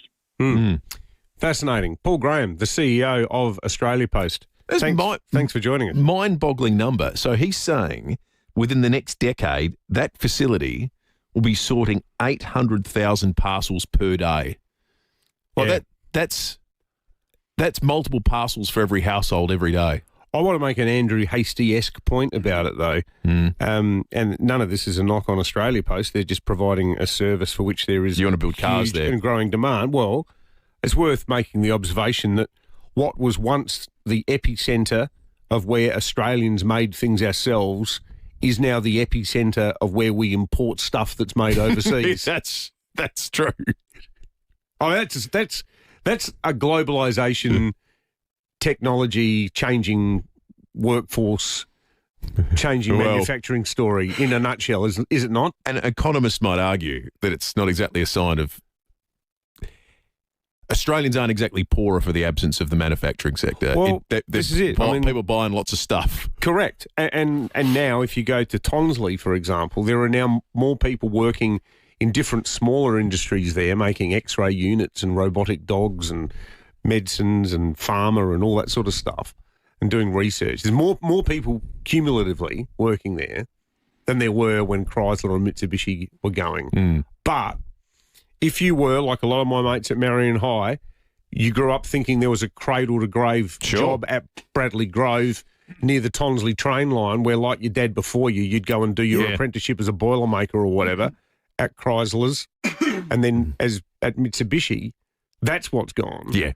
But in terms of quality of life, do we all yearn to work in the same conditions as the guys in Thailand do now for Toyota? I think I don't think we do. The best argument in defence of a manufacturing sector is a totally valid one. It's about sovereignty. It's about defence.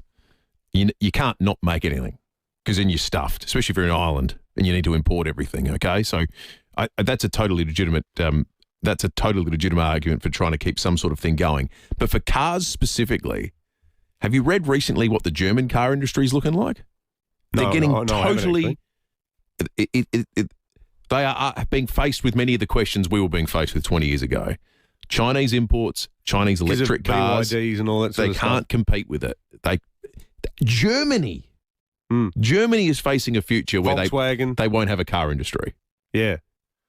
Well, it is amazing too, and the sort of, they call it sort of post-Fordist economists call it the race to the bottom. Like my brother in Mexico, my host family, Miguel, he for a long time ran a maquiladora plant, which is what they call their manufacturing plants in Mexico.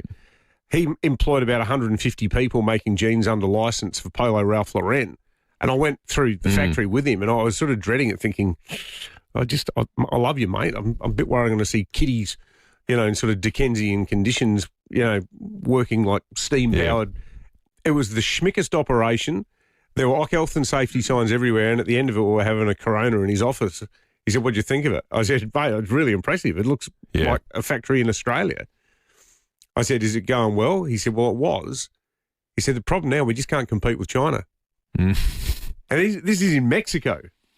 Yeah, and this is getting further away from the point we want to get to our next guest in a moment. But I think people have this view too of China. It's just sort of slave labour in dodgy sweatshops that are undercutting things now. The biggest driver of low-cost production and manufacturing in China at the moment is automation and robots. Because the unions don't have a big say over in China. No. If they want to automate to make an industry internationally competitive, guess what? They just do it. And at breakneck speed. Exactly right. And I think that's particularly confronting for us in the West trying to make stuff. All right, let's talk about something, a big local story that we talked about a little bit earlier this morning, but we're going to get an insight into precisely what happened from Kimmy Hendren-Smith, our next guest, who was on board an O-Bahn service where someone began threatening a person on board with pliers, and then a group of blokes stepped in, detained the person until police could get there and make the arrest. That's my bland reading of it, Kimmy. You were there, though, and clearly it would have been more dramatic in the moment. Describe for us where you were travelling to, how this started and how it ultimately ended. Morning. Yeah, so I was directing the firing line. So I was sitting right next to the gentleman at the bottom of the bus.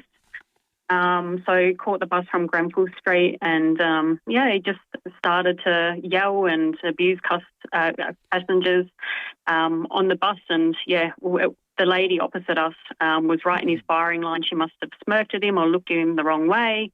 And then he just locked in on her. Because I was travelling home to Fairview Park. We were on the O-Bahn it just escalated so quickly. It must have been terrifying, Kimmy. Yeah, it was very terrifying, especially sitting next to me.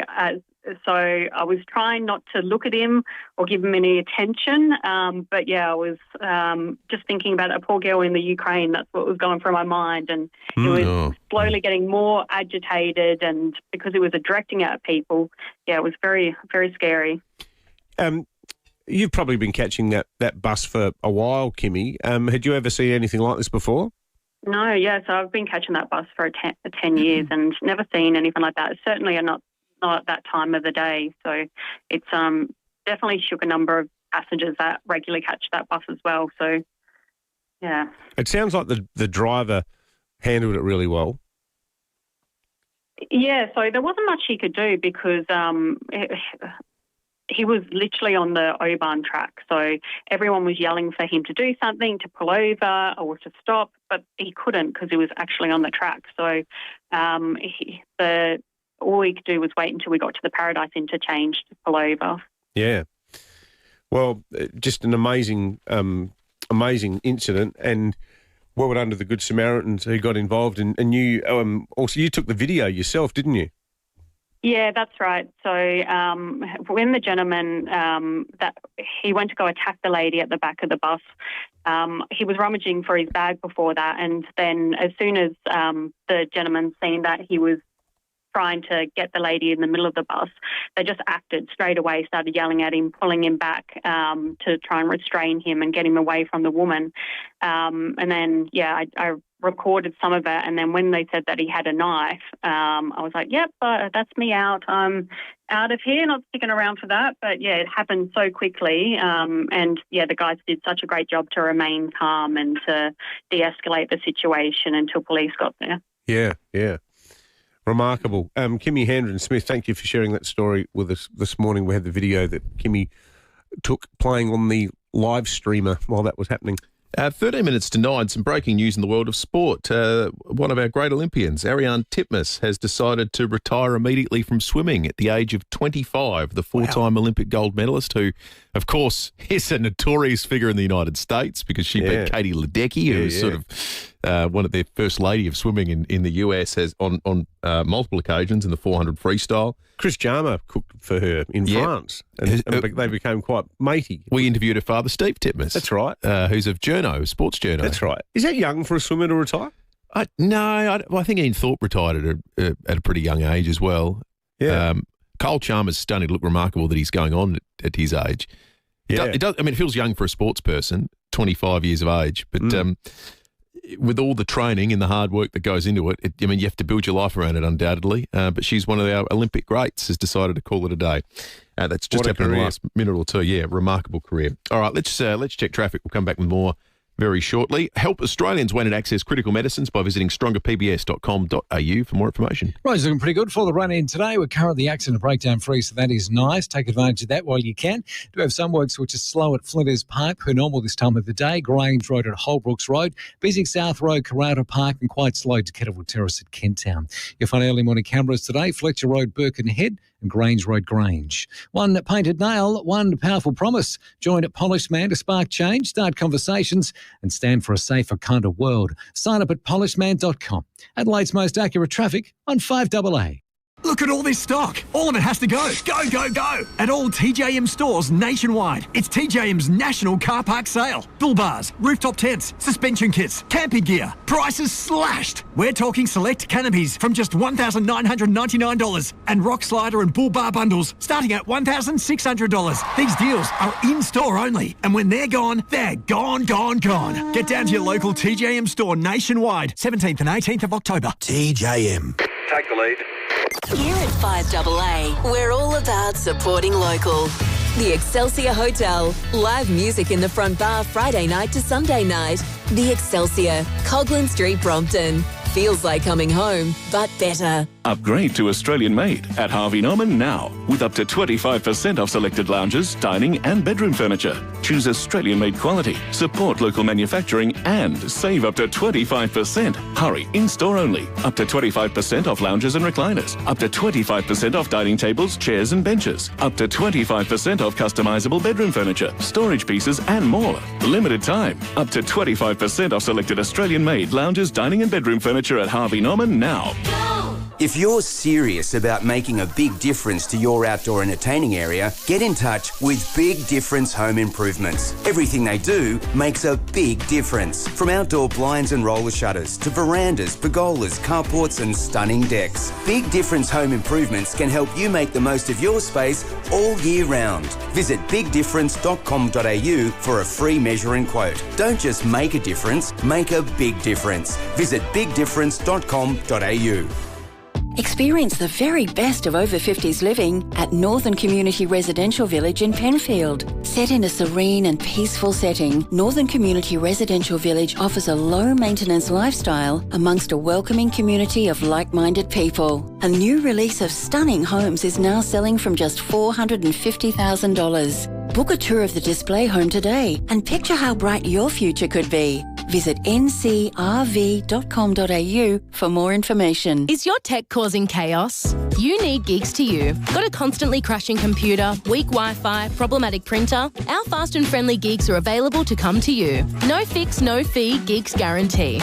Gigs to You, part of Officeworks. Is stress clouding your mind, making it hard to focus? Caruso's Ashwagandha plus L-theanine to the rescue. Caruso's Ashwagandha plus L-theanine is a great combination to relieve stress, calm the mind and support mental clarity, concentration and focus. And it works fast, calming the mind in just 3 hours without drowsiness. So if you're fed up with feeling stressed and unable to concentrate, try Caruso's Ashwagandha plus L-theanine today. Now available from leading pharmacies and health stores. Always read the label and follow the directions for use. There's surprisingly big offers at Hyundai, like the Tucson from $39,990 drive away. Visit your participating Hyundai dealer today. David Penberthy and Will Goodings, 5AA Breakfast. 8 minutes to 9. Good luck to all the Year 12s that begin their exams today. There's some language exams that start, the whole thing beginning in earnest, but it's a big day and a big period for Year 12s coming up. Certainly those that want to go on and do, have to get certain level of marks to get and do higher education and so forth. So big good luck to them all. The Education Minister joins us on 5AA Breakfast with that all happening in the background. Minister, good morning to you. You've got on your agenda too a trip tomorrow or a meeting with the other ministers around the country to talk about bullying. We talked a lot about online bullying and the social media ban here in South Australia. Are there other elements to it that require national attention, do you think? Well, I think there definitely is. Levels of bullying have basically stayed pretty consistent for a number of years, which is frustrating, I've got to say. It's a tough thing to combat. And as you said, the social media aspect has made it even more challenging. I mean, I've lost count of the number of times that I've had a teacher or a principal say that the things they're dealing with on Monday morning are the things that have bubbled over from some kind of online spat over the weekend. And, that becomes the problem of our schools to deal with as well. And I think having phones out of the equation has absolutely helped. And we've seen levels of bad things essentially happening involving smartphones and social media has really dropped.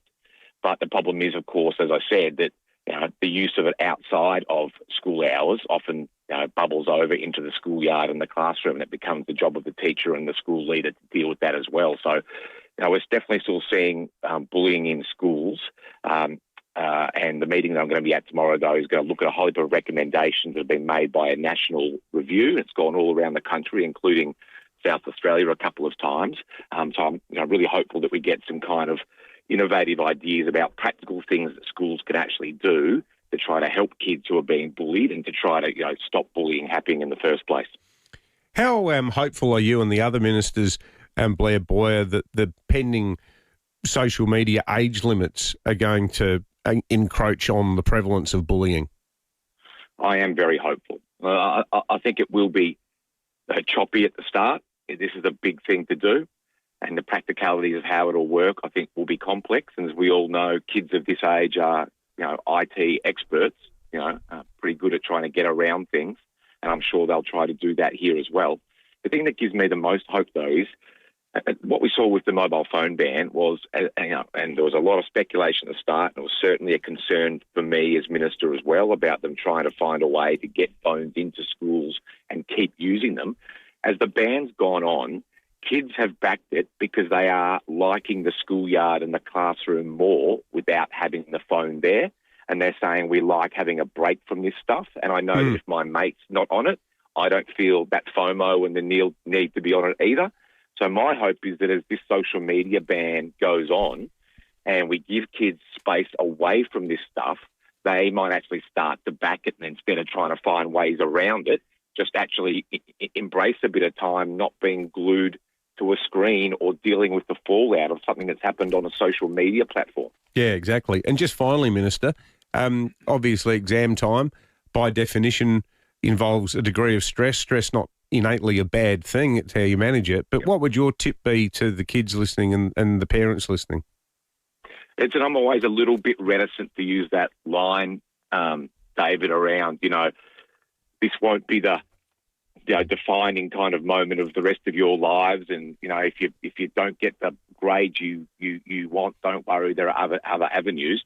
That might be true, but my message to young people who are starting exams this week and the next few weeks is, give it absolutely everything you've got, because you don't want to be, older and look back and think, gee, I really wish I had tried harder in my exam or prepared more, because that's something you don't get to go back and do again. So my message is actually give it absolutely everything you've got. Within the space of a few weeks, your high schooling is basically going to be finished forever.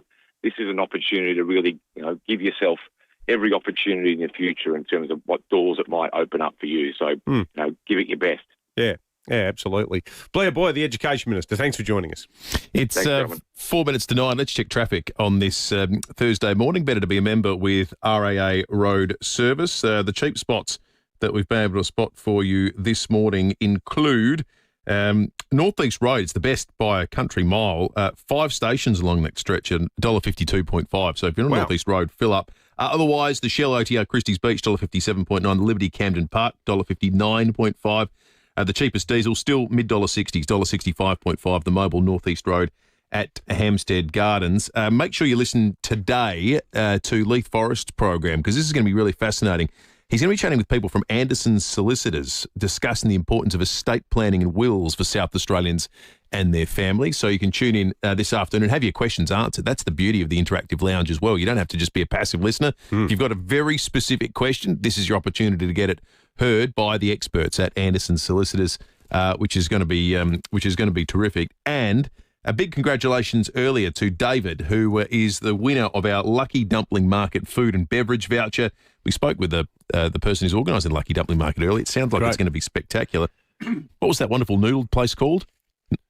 Please send nudes. Please send nudes. Yes, NOODS. Taste the flavours of Asia at Lucky Dumpling Market, Adelaide's Springtime Food Entertainment Hub, 17th of October to the 9th of November. Visit luckydumplingmarket.com. If you have only tuned into the last hour of the program, you missed what was undoubtedly the highlight. Dr. Gronyu Cleary. Earlier we thought, well, get a bird expert on. We love Dr. Cleary. We've spoken to her in the past about the plight of the birdies who have the trees netted in Lee Street. They then all crashed into the Apple store in Rundle Mall. And well, Dr. Cleary did not disappoint. We need to be adaptable for these species, because what's going to happen is they're going to go extinct in the area. And in 20 years, Lee Street won't have any of these birds. You'll just have the bloody common miners squawking at you. And you'll be like, oh, where's all the native birds? I've been reading about these birds, and I'm like, oh, for God's sake, just so you can sit outside and have your dinner. Dr. Cleary, thank you. We'll see you tomorrow from 6. Coming up next on 5AA, the stories that